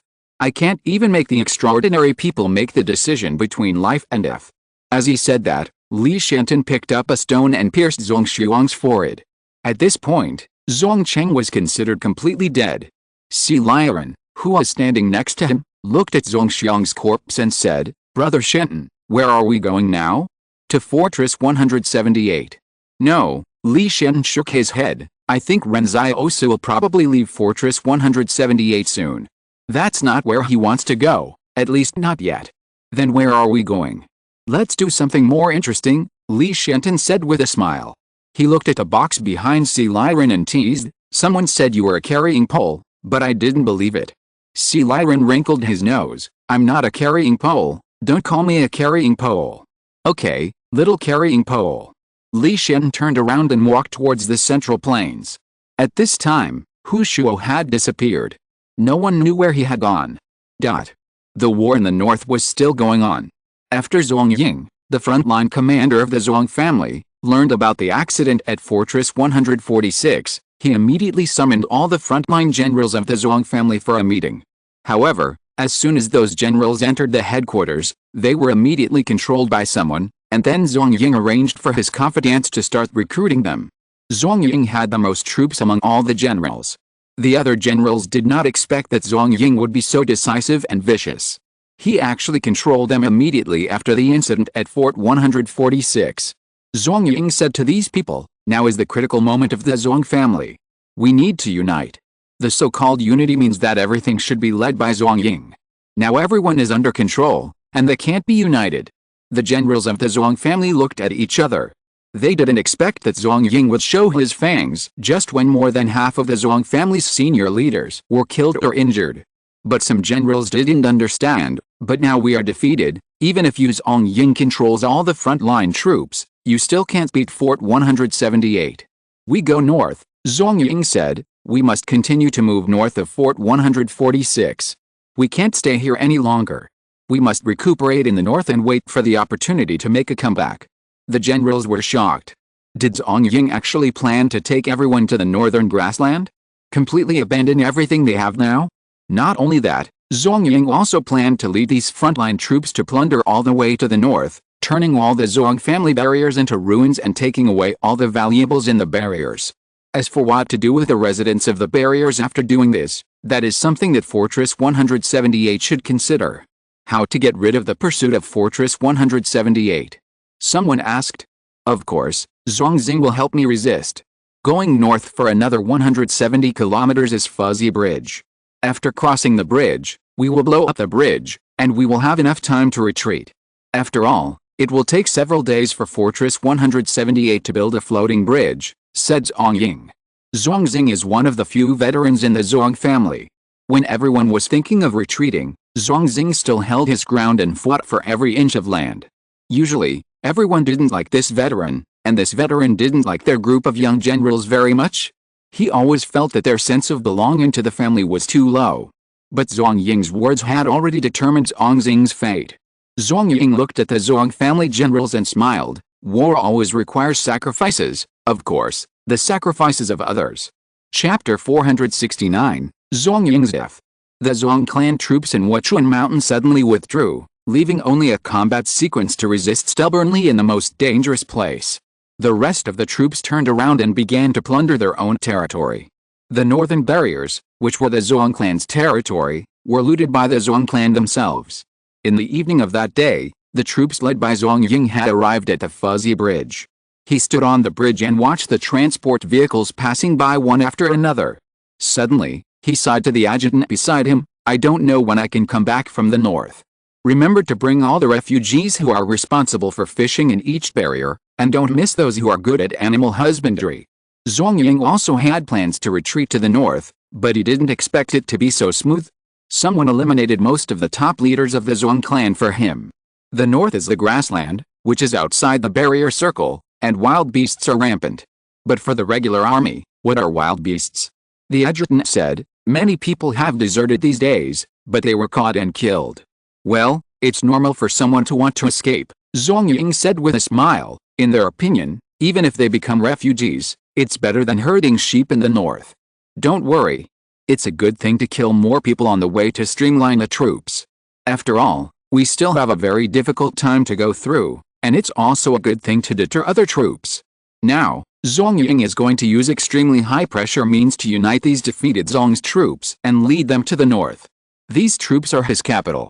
When they reach the grassland, even the armored brigade can be abandoned. After all, without energy supply, the mechanized troops become a very useless thing. "Commander, when can we go back?" the adjutant suddenly asked. "When the 178 fortress and the Qing family fight, we can come back," Zhuang Ying laughed. "There is no room for two tigers in one mountain. There will always be a day." Qing Zhen is a man with huge ambitions. How could he let go of the fat meat in the north? Let's go and wait and see. In fact, Zhuang Ying didn't know if he could come back. Even if the 178 fortress and the Qing family fought, they would not have the strength to return to the stage. They could only watch others perform in the dark corner outside the stage. But power politics is true and false. Even if Zhuang Ying didn't plan to come back, he couldn't say that to the soldiers below. He had to leave these people a glimmer of hope, so that they would give him time and hold all the power in their hands. However, at this moment, a water arrow suddenly burst out from the river under the bridge. The moment Zhuang Ying felt the crisis, he was shocked. No one expected that there would be a sudden change here. This is an attack by a transcendent. Zhuang Ying quickly pulled his adjutant in front of him, wanting to use his adjutant to block the water arrows, but when the water arrows came in front of Zhuang Ying, they suddenly became invisible and turned into dense water needles. Zhuang Ying hid his whole body behind the adjutant, and in an instant, the adjutant was beaten into sieve by the water needles. The extraordinary person who is responsible for protecting Zhuang Ying next to him finally reacted and immediately spit out a cloud of mist from his mouth.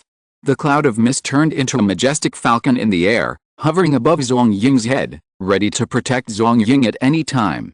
But before Zhuang Ying could breathe a sigh of relief, a huge transparent killer whale leaped out of the turbulent river under the bridge and jumped over the top of the bridge.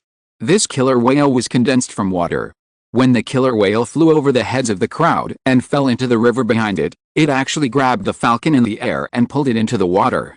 The extraordinary person next to Zhuang Ying suddenly spat out a mouthful of blood and sat on the ground with a depressed look. However, the killing game did not end here. Suddenly, dark clouds gathered in the sky and snowflakes fell.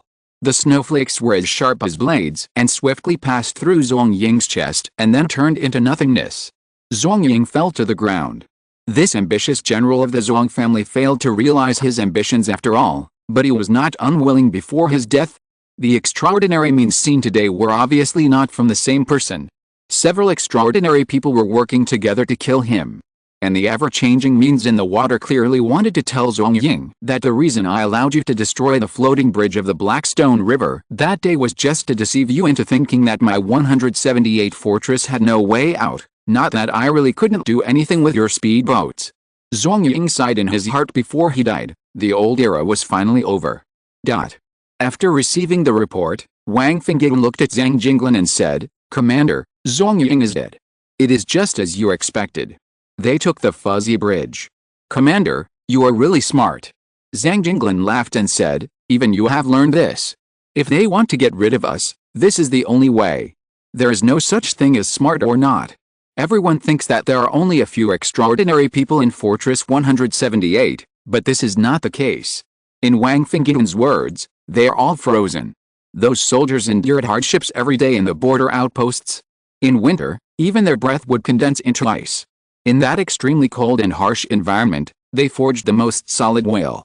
But it is not enough to just endure the cold. You also need the most sincere faith in the world.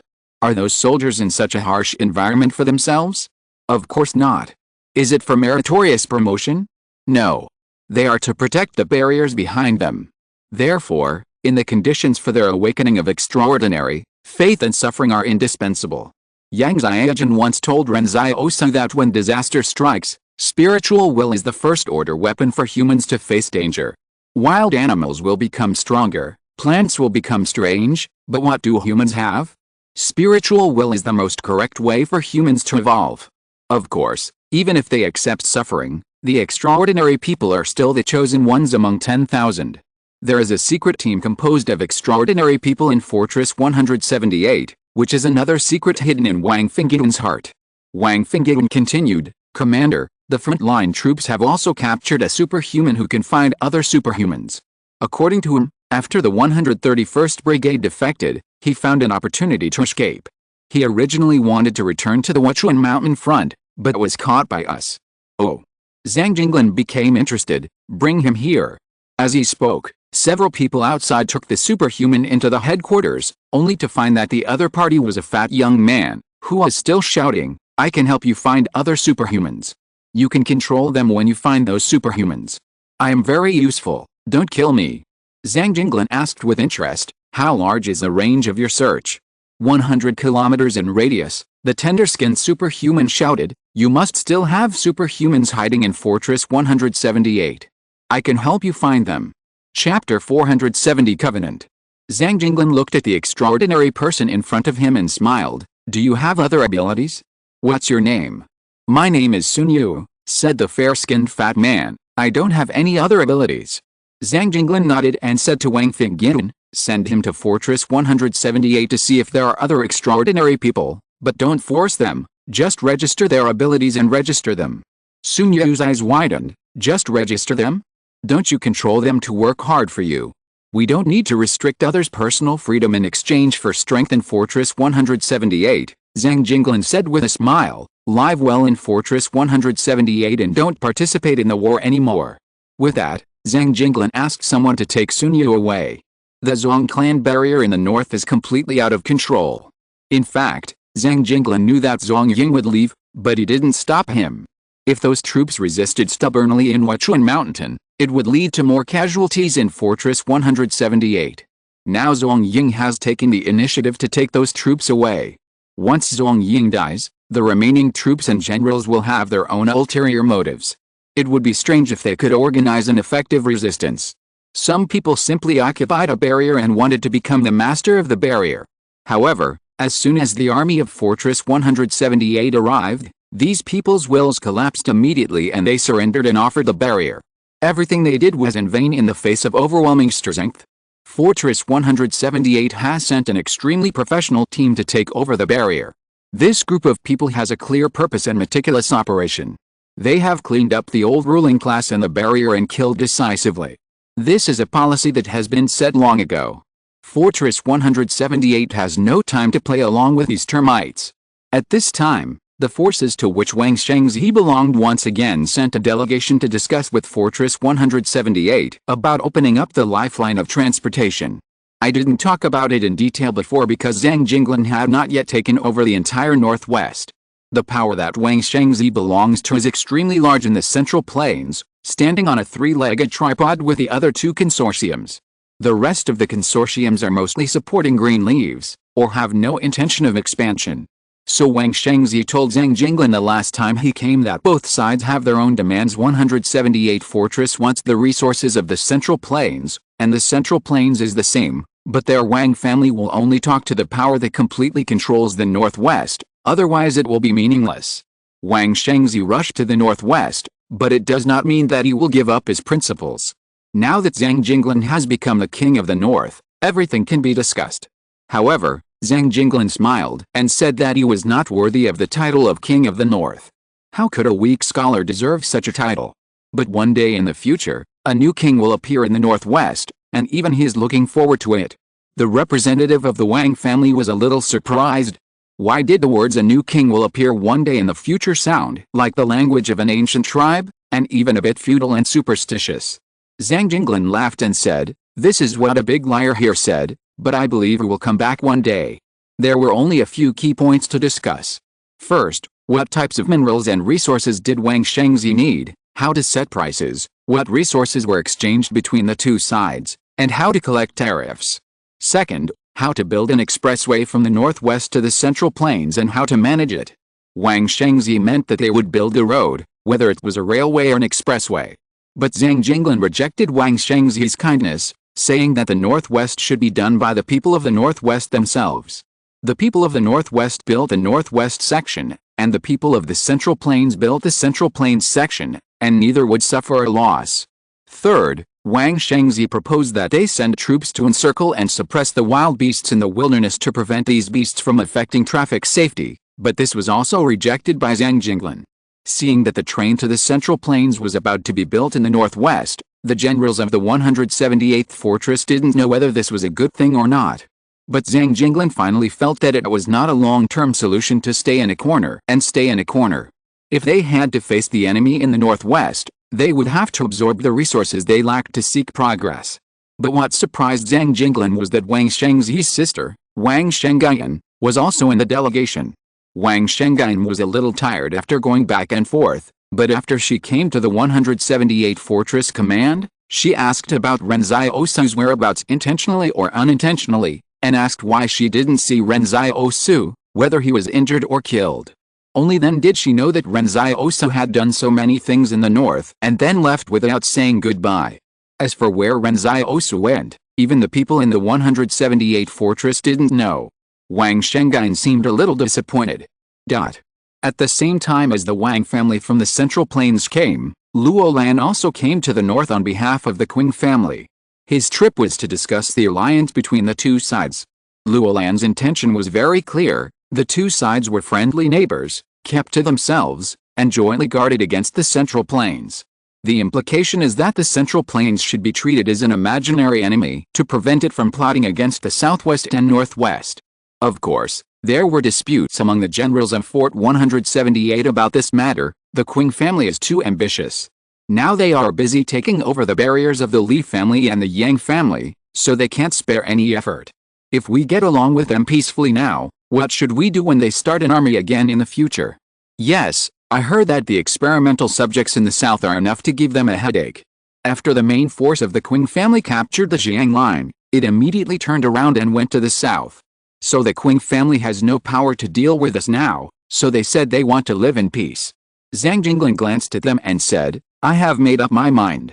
Let's sign an alliance with the Qing family, but there is one thing I want to refuse. We cannot allow the Qing family to build a railway to connect with us. Wang Fengyan whispered, Commander, actually what everyone said makes sense. Zhang Jinglin sighed, if we start a war again at this time, isn't the situation of the Qing family the same as ours? If we fight again, the main force of the Qing family will have to move to the north immediately. Then the south will really become a paradise for experimental subjects. How many people will die then? Wang Fengyan understood that Zhang Jinglin wanted Qing to get rid of the experimental body first. This was the most important thing. What else does that fat guy Luo want? Zhang Jinglin asked. Also, he wants to find Ren Xiaosu, Wang Fengyan said. I have already told him that Ren Xiaosu has left. A general next to him muttered, why are they all here to find Ren Xiaosu? It's strange. Half a month later, the Sharp Knife Company returned to the 178th fortress first. When entering the fortress, the residents of the fortress lined the streets to welcome them. Some held red banners that read Welcome the Combat Heroes Home. Zhang Xiaoman wore the Nebula Medal on his chest, which was the highest honor in the 178th fortress. The road was full of joy. There were children cheering behind their troop carriers, aunties stuffing baskets of eggs into their cars, and the goddess of the fortress, Liu Yao led the art troupe to hold a literary evening for these triumphant soldiers. When Liu Yao saw them, she also asked who was Ren Xiaosu, but Zhang Xiaoman and the others were at a loss as to how to answer. Looking at the cheering fortress, Zhang Xiaoman really hoped that Ren Xiaosu could be here and enjoy this honor with them. This honor was originally brought to them by Ren Xiaosu. Zhang Xiaoman also had another nebula medal in his arms, which belonged to Ren Xiaosu, and he was keeping it temporarily. Zhang Xiaoman always felt that the boy would come back here one day, and then he would personally give Ren Xiaosu the nebula medal. This volume is over. Next volume, Assassin's League. Chapter 471 Anjing Temple. The 73rd barrier south of the Central Plains is located at the confluence of the three southern rivers. Every summer, the scorching sun in the sky will evaporate the water vapor in the rivers. After the plum rain in the middle and lower reaches of the rivers, the high-pressure temperature controls this area, causing the lower airflow to move to form a summer drought, which makes it difficult to generate clouds and rain, and the surface temperature is extremely high. Therefore, the 73rd barrier is also known as the Furnace Barrier.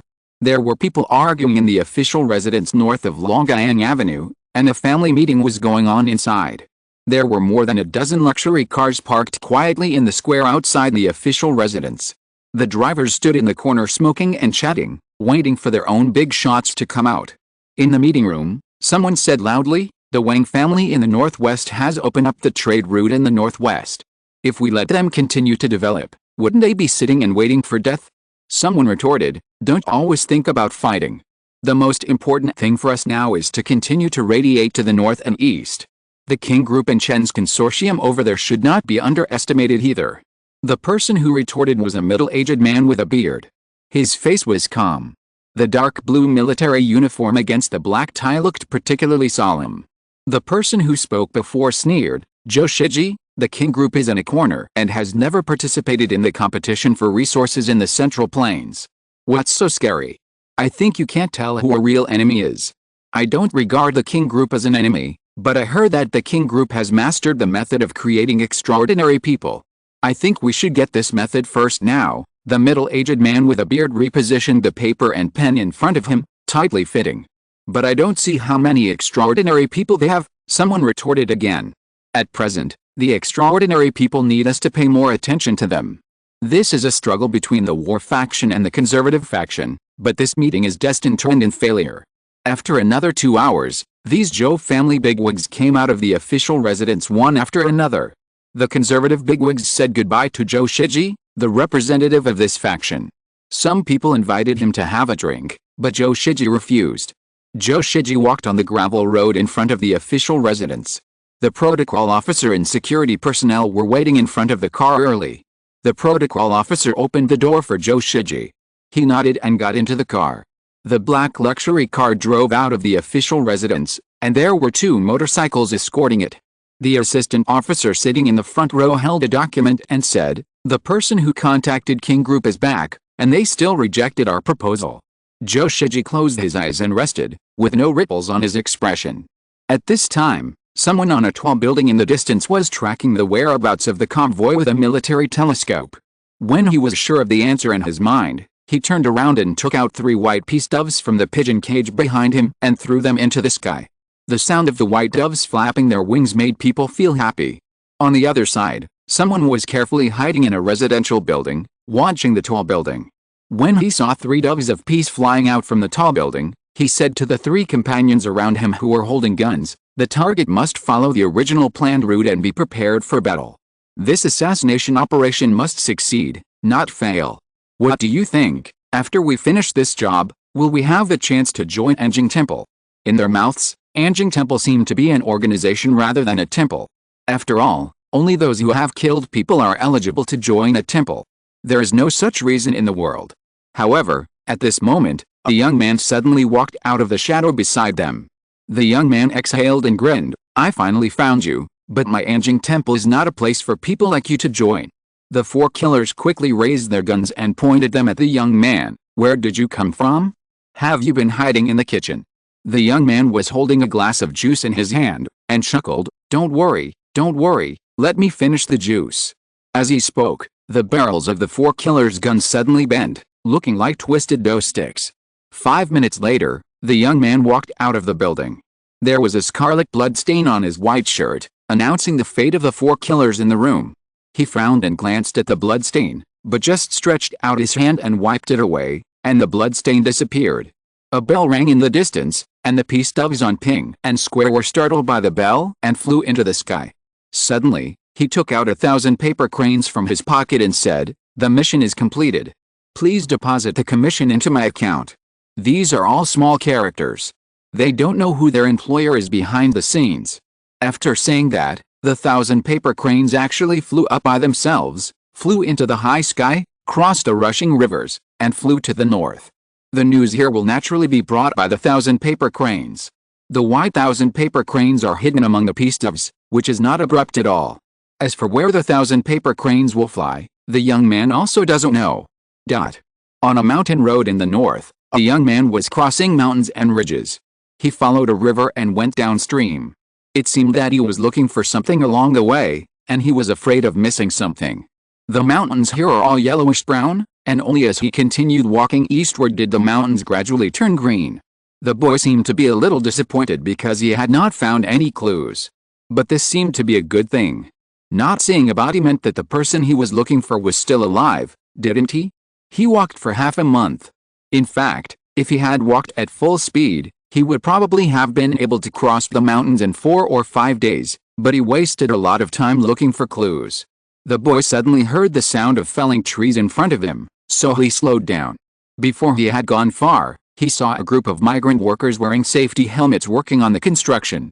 When the migrant workers saw the young man, they were stunned at first. "Where are you from, friend?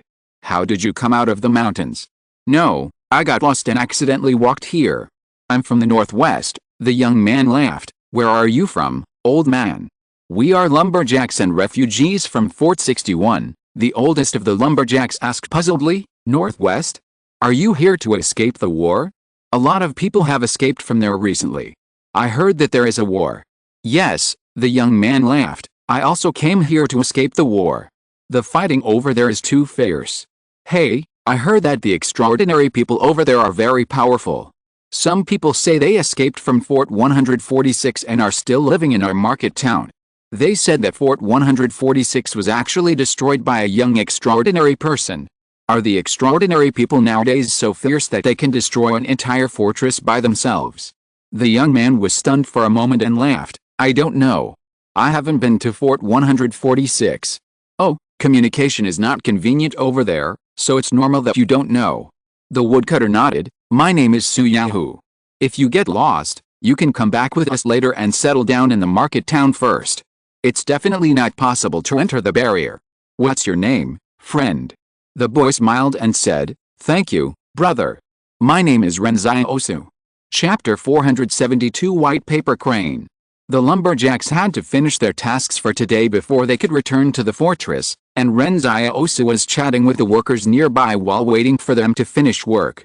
After Ren Xiaosu left the Sharp Knife Company without saying goodbye, he did not go directly from the Zhuang family's territory to the Central Plains, but turned south to find the place where the flood occurred, and then headed east, trying to find traces of Yan Liwen and his men along the river. A new river channel has formed in the river valley area, and the landforms here are almost different every year from the previous year. The river rushing from the snow-capped mountains to the downstream is like time washing away the familiar appearance of this place. Walking along the river, Ren Xiaosu even looked at the settlement where they used to live, and the place where Yang Xiaojin taught him to use a sniper rifle. But times have changed, and things have changed. Ren Xiaosu did not find any clues about Wang Fugut and his men, even when he was almost at Fortress number 61. A worker said with emotion, "You are so lucky. You got lost in the mountains and still made it out alive." Ren Xiaosu asked curiously, "Is there anything in the mountains?" "There is a litter of wild boars," the worker shouted exaggeratedly, "particularly ferocious ones." Ren Xiaosu thought silently, this worker should be talking about the litter that he ate a few days ago, right? But he didn't say much, just exclaimed, "Ah, that was really close. Luckily I didn't encounter it." He sat aside and asked the lumberjack, "Brothers, do you often move around in this area on weekdays?" "Yes," said the lumberjack who had just sat down and was about to take a break. We are specializing in cutting wood for the Wang family. We have been working in this area in recent months. We were in the north in the early years, but the Wang family said something like sustainable development and we can't just cut wood in one forest, so they sent us here. The places in the north where wood was cut are now planting trees. Someone laughed and said, "Don't you think it's strange? They cut down the trees with so much effort, and then they have to replant them. I don't know what they are trying to do." Ren Xiaosu didn't pick up the conversation, but continued to ask, "Then have you seen anyone floating down from upstream?" The lumberjacks paused. "Are you looking for your family?" "Yes. In fact, corpses often float down from the upper reaches. Maybe it's because of the war in your northwest, but I haven't seen any living people." The woodcutter shook his head and said, "Only in this river can corpses be seen. It is said that this is the water of the snow mountain, and there are not many carnivorous fish. If it were other rivers, the corpses would be eaten by fish." Ren Xiaosu paused and stopped talking. In fact, he was always afraid of hearing some bad judgments. But it doesn't matter, he will continue to look for it. Besides, these woodcutters don't come here every day. Maybe they just missed it? It's not impossible. The lumberjack glanced at Ren Xiaosu and said, "I'll tell you in advance that although the Wang family didn't reject the refugees from the northwest, they were not allowed to enter the fortress. So you people in the fortress should be prepared. You may become refugees like us and can only do heavy work to support your family." Ren Xiaosu smiled and said, "You guys misunderstood. I am also a refugee." When the lumberjacks heard that Ren Xiaosu was also a refugee, they immediately became friendly and asked about the differences between refugees in the northwest and those in the central plains. As a result, the lumberjacks came to a conclusion: refugees in the northwest did not live as well as they did. Although they were also tired, inferior to the fortress people, and lived in a hurry, and they did not trust each other in the market town, at least they did not worry about starving to death, and did not have to eat moldy steamed bread. A woodcutter said with a smile, "We can go back to the market town to buy a bowl of mutton soup steamed bun after a busy day. If we spend a little more, we can even have a meat sandwich." Ren Xiaosu was stunned for a moment. Can the refugees here afford meat? Haha, there's only broth and mutton soup steamed bun. Where can you see the meat? It's good to have broth. Ren Xiaosu suddenly realized that it was indeed a good thing to have broth to drink. In comparison, the Central Plains is indeed richer than the Southwest and Northwest, and it has been so since ancient times. In the evening, the leader of the logging team drove a truck full of wood back, and all the workers sat on the wood in the truck bed. Someone asked Ren Xiaosu, "Have you seen the troops of Fortress 178 in the Northwest?" "We heard from the people of the fortress who fled from the Northwest that the troops of Fortress 178 are very powerful. Especially one company that beat the Zhong family in the north and destroyed their granary." Ren Xiaosu smiled and said, "I have only heard of it, but I have never seen it. Tell us about it quickly." Recently, everyone in the market town is discussing things in the northwest. It sounds more exciting than the storyteller's stories. Ren Xiaosu thought for a moment and said, "I heard that the company originally didn't want to cross the river to the north, but they felt that it was not good for the war to last too long. As the saying goes, the greater the ability, the greater the responsibility, so they felt obligated to sail across the river to quell the war in the north. However, this company is powerful, but the most powerful one is still a supernatural being in the company.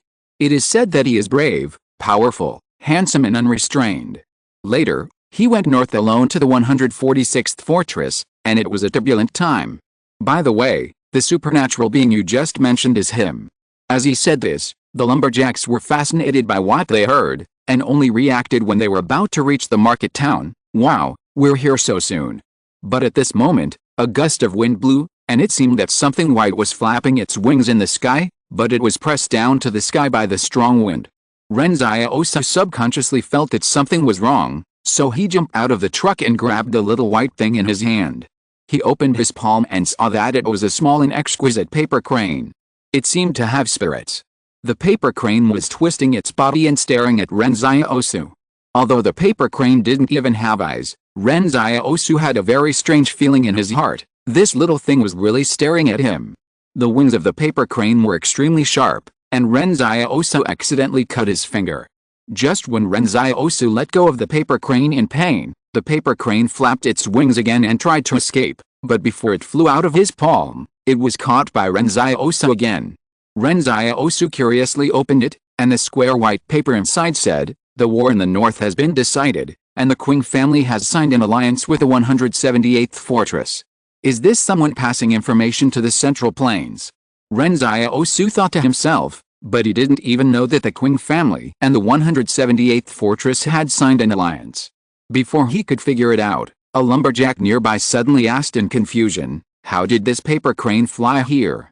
The lumberjacks didn't see clearly the little movements between Ren Xiaosu and the paper crane. They just thought it was a bit strange to have a paper crane flying here. If you're listening to this novel on a channel other than Fanfic World, it means they downloaded and uploaded it without effort. We cordially invite you to visit our channel, Mundo Fanfic Novelis. There you'll find the original version of this story, and you can explore many other novels of various genres. We're waiting for you to immerse yourself in a world of incredible novels. Chapter 473 Robbery. Maybe it was blown by the wind, Ren Xiaosu said with a smile. Do you remember? The woodcutter whispered. The storyteller in the market town once told a story about white paper cranes, saying that a very mysterious organization likes to use paper cranes to transmit information. Ren Xiaosu, is there anything written on your paper crane? Ren Xiaosu shook his hand and smiled. Nothing is written, so the storyteller must have made it up. Who uses paper cranes to transmit information? That's right, everyone stopped asking when they heard Ren Xiaosu say that. But Ren Xiaosu was stunned by these words. He felt that the so-called mysterious organization might be true. But how could such an organization be easily caught by him? Coincidence? Or deliberate arrangement? Ren Xiaosu was cautious by nature, and he would always think more when he encountered strange things. Of course, he didn't think that if it were someone else, it would be a real problem whether he could catch the paper crane, and he might even be killed by the little paper crane. He folded the paper cranes again to see if they would fly away again. After taking them apart, Ren Xiaosu found that he couldn't fold them anymore. He had indeed never learned this before. Ren Xiaosu put the paper into the palace space. These paper cranes must be the ability of some extraordinary person, right? Ren Xiaosu looked towards barrier number 61. The direction where the paper cranes just flew was barrier number 61. So, is that extraordinary person in barrier number 61? The captain of the logging team parked the truck at the entrance of the market town, jumped out of the car and said to Ren Xiaosu, "There are many refugees in this market town now. If you want to find your family, you have to look for them here. If they are not here." The second half of the sentence was not said. What the captain meant was that if they were not here, they might have died. The captain said, "I live in the west of the market town. If you have nothing to do and want to beg for food, come to the west to find me. I just happen to have a lot of work recently." "Thank you, brother, but I don't think I need it recently." Ren Xiaosu thanked him and then walked around the market town, looking for Wang Fugi and others from one shack to another. The market town here is very large, many times larger than the market towns he has seen in the southwest and northwest. Many refugees have already built shacks, and many of them look ashen and have a hint of despair. The high-ranking barrier people suddenly became refugees, and many people probably couldn't accept it. Some of them came with money, thinking that they could continue to live a comfortable life in the Central Plains. As a result, all the regulatory barriers of the Wang family consortium no longer accepted the Zhuang family currency. When people came here to do business before, the Zhuang family currency could still be used, but now it is not. It seems that the Wang family consortium has determined that the Zhuang family will fail miserably. The refugees who came here can only sell their gold jewelry to make ends meet. He saw some people from the walled city following the refugees, saying that they could work and wanted to beg for food, but the refugees rejected them because they were too old and did not look like strong people. Some people from the walled city were cursing at the refugees for daring to look down on them, and were beaten up and even spat on by the refugees. Of course, some people from the walled city quickly bowed to the world and did what they could in exchange for food. Although the refugees in the Central Plains were stronger than those in the southwest and northwest, they also had to work in exchange for food. This was an iron rule. What disappointed Ren Xiaosu was that he did not find any trace of Wang Fugi and others here. At this time, he was a little confused. How could he find Wang Fugi and others in this vast sea of people? At this time, a worker with a pointed face and monkey cheeks from the logging team quietly came to Ren Xiaosu and said, I've been with you for a long time. Have you not found your family? It doesn't matter. I know some friends here. They can help you find them, as long as you have money. Ren Xiaosu looked back and saw that the other party's eyes were erratic. It seemed that he had told the team leader that he didn't need to work recently, so the other party guessed that he had money on him. Ren Xiaosu smiled and said, "Then I'll leave it to you. If you can find my family, I will reward you handsomely. Then come with me." It's not convenient to talk in the market town. The worker of the logging team turned around and took Ren Xiaosu to the wilderness. Not long after walking, Ren Xiaosu suddenly asked, "How far do we have to go?" "Hey, we'll be there soon," the woodcutter said, and came to a small mound and whistled. Suddenly, 3 people came out from behind the mound. The lumberjack looked at Ren Xiaosu and said with a smile, "You have money on you, right? Hand it over and we'll let you go." Ren Xiaosu asked in confusion, "How many refugees have you robbed in this way? Isn't it said that people don't lock their doors at night here? Don't you have something called artificial intelligence here?" Wang Shenggang and Wang Shengzi had said before that the place is controlled by their Wang family. Don't lock their doors at night because they have something called artificial intelligence that can analyze criminal behavior with a very high accuracy rate. Only a few people can commit crimes without being caught. But it seems that this is not the case. The lumberjack sneered, "That's the matter of the fortress. What does it have to do with us refugees? Hand over your property." "Okay," Ren Xiaosu muttered.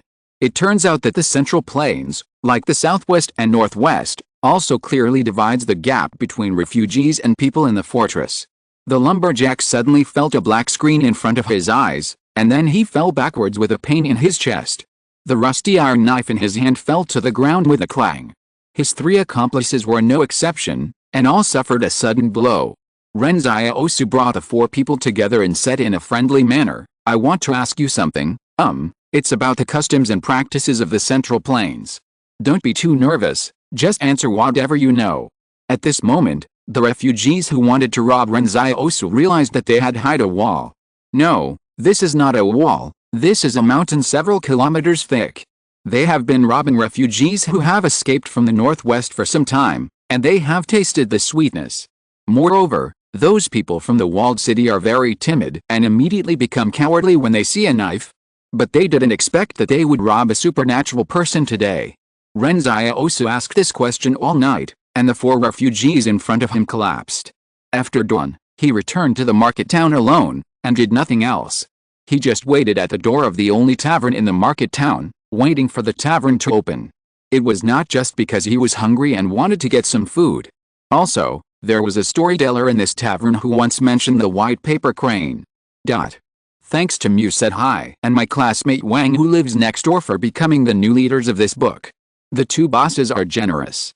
Chapter 474 Listening to Stories. The taverns in the market town only opened at noon. Ren Xiaosu returned to the market town and waited, watching the refugees get up early to work, and go to the factory one by one to earn food for the day. It was difficult for refugees to save money. It was okay if they didn't earn much every day. There were also soup shops, beer, tobacco, and casinos specially prepared for them in the market town by the consortium. The Central Plains did not ban alcohol, apparently because the grain in the Central Plains was relatively abundant. After work every day, those entertainment shops were soliciting business at the door. The workers who finished a day's work wanted to reward themselves, so they spent the money they just earned. In this market town, there is always a shop that suits your preferences. Zhang Jinglin once said that this is a world carefully designed by the consortium, and it was absolutely right. Looking at the refugees coming and going, Ren Xiaosu even recalled the days when he and Yan Liwen were in the 113 barrier. Although that time was more difficult than now, it was particularly beautiful in memory. So much so that he would deliberately forget some of the sufferings during that time, forget that he had not had enough food, forget that he had been excluded, forget that he had fallen asleep in fear. Then only happiness remained in his memory. Human beings are optimistic. Ren Xiaosu was a strange face to this market town, but recently there were quite a lot of people from the walled city who had fled from the northwest, so no one cared about his arrival. Those people from the walled city hid in the corner, worrying about their future lives. Suddenly, a little girl ran out from the back door of the tavern, holding a notebook and a pen in her hand, and asked these northwest refugees something. Ren Xiaosu leaned over to listen, and the little girl was asking these Northwest refugees about the war in the Northwest. For example, how the war started, for example, whether there were any heroic deeds in this war, for example, whether there were any particularly powerful people in this war. Of course, the little girl did not let the refugees tell stories for nothing. One story and one steamed bun, an equal exchange. Although a steamed bun sounds cheap, in the eyes of refugees who have been hungry for who knows how many meals, this steamed bun is life. Of course, everything she knows will be told. A middle-aged man said, the frontline general of the Zhuang clan, Zhang Ying, is still very powerful this time. He used a strategy to make Fortress 178. As a result, the girl, who was about 17 or 18 years old, shook her head and said, didn't the Zhuang clan lose? I don't listen to the Zhuang clan's affairs, I only listen to the affairs of Fortress 178. The middle-aged man's face was bleak and his heart was bleeding. He himself was a bureaucrat who was dependent on the Zhuang clan. The defeat forced him to move far away with his family. This was miserable enough. Now he has to talk about the heroic deeds of the enemy. Is this girl here to finish off the enemy?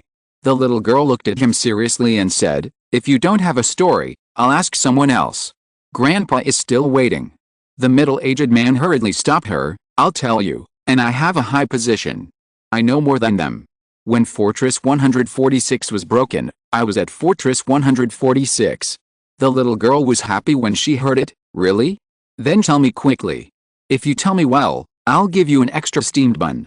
When the middle-aged man heard that he could get an extra steamed bun, he didn't care about his previous status and started talking immediately, and he was afraid that other refugees would take his job. This talk lasted for more than 2 hours. Ren Xiaosu also listened to it nearby, but his face became more and more strange as he listened.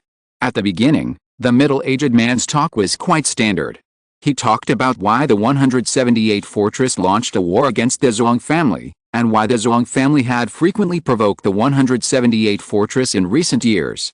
It must be said that the middle-aged man had good eloquence and made people listen with relish. There were some things that even Ren Xiaosu didn't know. However, when talking about the start of the war, from the attack on Guangshan and Ingyin Mountain, to the destruction of Sichuan town, to the penetration of B1 River, and finally to the destruction of the 146 Fortress. Anyway, everything was inseparable from Ren Xiaosu. Then when he talked about the break of Barrier 146, the middle-aged man began to talk about how the mysterious extraordinary boy smashed the entire Zhuang family combat brigade into pieces. The girl who was listening to the story took notes in her notebook while listening. She wrote very quickly, and the more she listened, the brighter her eyes became. She asked curiously, are there really such brave people in this world? More than brave, the middle-aged man sighed. I was in the manor of the third branch of the Zhuang family at that time, and I saw with my own eyes that he was wearing steel armor and dodged 3 RPG missiles, and then. At this point, the middle-aged man looked at Ren Xiaosu and suddenly asked in surprise, have we met somewhere before? The Zhuang family had made a wanted portrait of Ren Xiaosu in the past, and most of the top leaders of the Zhuang family had seen that portrait, but it was not the responsibility of this middle-aged man to hunt down Ren Xiaosu, so he just glanced at it. At this time, he felt an amazing sense of familiarity when he saw Ren Xiaosu, but he could not remember where he had seen him. Ren Xiaosu smiled and said, I also escaped from the Northwest. Maybe we have met somewhere. That's right, the middle-aged man nodded. The little girl next to him urged, you haven't finished yet, tell me what happened next. The middle-aged man was stunned for a moment, then looked up to find Ren Xiaosu's trace, but found that Ren Xiaosu had left. Ren Xiaosu didn't want to be recognized now.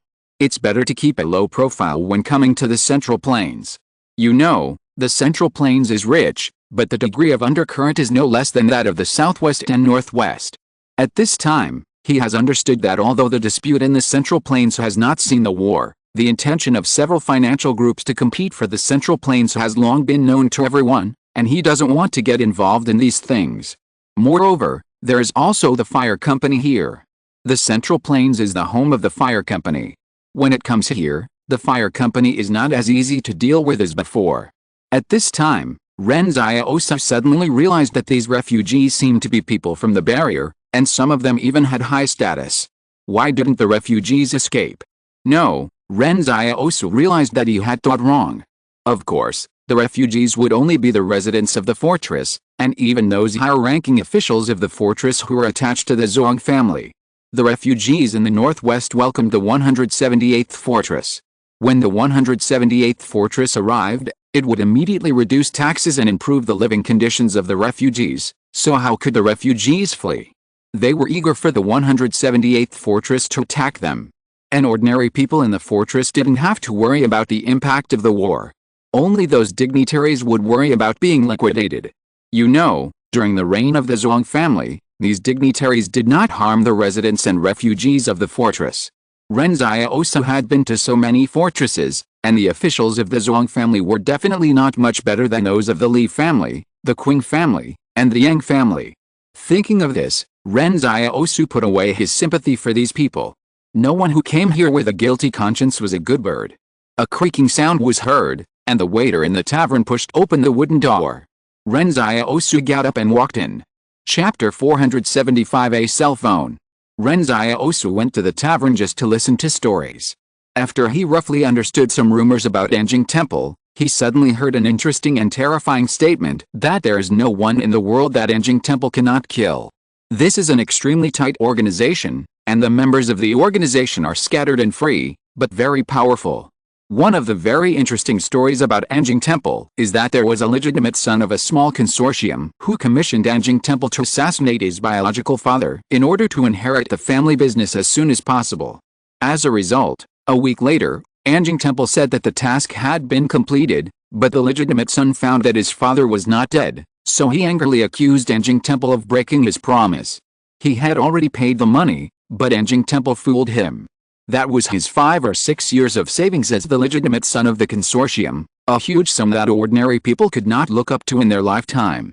But Anjing Temple answered the legitimate son slowly, "You said you wanted to kill your biological father, your mother's bodyguard more than 10 years ago, that is, your Uncle Wang. We have killed him, he is your biological father." By the way, Anjing Si also sent this legitimate son a DNA paternity test report. The legitimate son of the small consortium was stunned at the time. What the hell was this turn of events? He didn't know when the paternity test was done, let alone how Anjing Si knew such a secret matter. The legitimate eldest son of the small consortium almost collapsed. Ren Xiaosu didn't know whether this matter was true or not, but he was very interested in Anjing Si's ability to find people. Moreover, he had a long chat with those workers who wanted to rob him yesterday. The other party also said that there was a rumor among the people that if you help Anjing Si to carry out a task, you can do it without reward, but let Anjing Si do something of equal value for you. However, all of this was hearsay. After all, those refugees just heard some rumors. Ren Xiaosu knew best that most of these folk rumors were fictitious. For example, now there are people saying that he, the battle hero of the 178 fortress, never leaves his gun when he sleeps, is more than 2 meters tall, and is biased in liberal arts and science. What the hell is biased in liberal arts and science? Ren Xiaosu was puzzled. He could understand the rumors before, but who spread this rumor about his bias in science and arts? Exclamation mark. There is no factual basis for this. What does this have to do with fighting? Question mark. After the tavern opened, he sat inside and ordered 2 dishes. Then he watched the little girl who had just taken a notebook to write down the story of the Northwest, and helped a blind old man to the chair in the middle of the tavern. Ren Xiaosu understood that this little girl was the granddaughter of the storyteller. She had just asked about the story to collect materials for her grandfather. Now Ren Xiaosu was quite interested in the storyteller's story, because when the little girl was listening to the story, she would interrupt the middle-aged man from time to time to analyze the logic of the other party's words, which was clearly based on facts. The little girl smiled when she saw Ren Xiaosu, which was considered a greeting. The storyteller told today was about the Southwest War, and the protagonist was Qin Zhen. In this story, there is also such an extraordinary person, who, as a spy of the Qing family, helped the Qing family to wipe out the Shenjiang of the Li family. Ren Xiaosu smacked his lips. Although he was no longer in the martial arts world, he could always hear his legend in the martial arts world. Suddenly, Ren Xiaosu felt that he didn't want to get involved in those disputes, but it seemed that all the major events in the Southwest and Northwest were related to him. Ren Xiaosu came to listen to the story of Anjing Temple, but he was not in a hurry. If he couldn't hear it today, he would listen tomorrow. One day, the other party would tell it. That night, after Ren Xiaosu left the tavern, he found the grocery store closest to the barrier to exchange some gold. When he saw the grocery store owner, Ren Xiaosu felt like he saw Wang Fuge again, but the other party didn't have the kindness in Wang Fuge's bones. With the money from exchanging gold, Ren Xiaosu simply and decisively bought a brick and stone house with a backyard. For a time, the whole town said that a rich man came here. Ren Xiaosu did nothing else every day except dumping the corpse in the morning and listening to the storyteller's stories from noon to night. The storyteller only told 2 stories a day, and the rest will be explained next time. He dumped the corpse because his exchange of gold alarmed some ruthless people in the market town. Seeing that Ren Xiaosu was very generous and bought a brick and stone house, they wanted to kill him. People kept climbing over Ren Xiaosu's wall in the middle of the night, and then disappeared one by one like a stone sinking into the sea. These people acted secretly. Many people waited for them to disappear for several days before they found that the famous ruthless people in the market town seemed to be getting fewer and fewer. At first, everyone didn't think anything was wrong, but slowly, the atmosphere in the whole market town was peaceful, and those ruthless people who liked to rob others were almost extinct. Some ruthless people felt something was wrong and ran away with their bedding. They felt that someone in the market town seemed to be secretly hunting them. There was a saying in the market town, someone was specifically hunting those restless ruthless people. At first, Ren Xiaosu had to exchange gold for some cash, but as he killed more ruthless people, the money in his hand increased instead of decreased. Ren Xiaosu was not a good person, so he naturally had no psychological pressure to use the money. The only surprise was that he found an old color screen mobile phone on someone. The phone was very simple and worn out, but it couldn't resist Ren Xiaosu's curiosity about new things. Ren Xiaosu had also seen the instructions of the mobile phone before the disaster in Yang's library, but he had never seen the real thing, and had only used satellite phones. The mobile phone did not come with a charger, and there was no place to charge it in this market town, but this matter could not stump Ren Xiaosu, because he had nanorobots. Waiting for charging and turning on the phone, Ren Xiaosu's eyes lit up. It was the first time he saw such a high-tech daily necessities.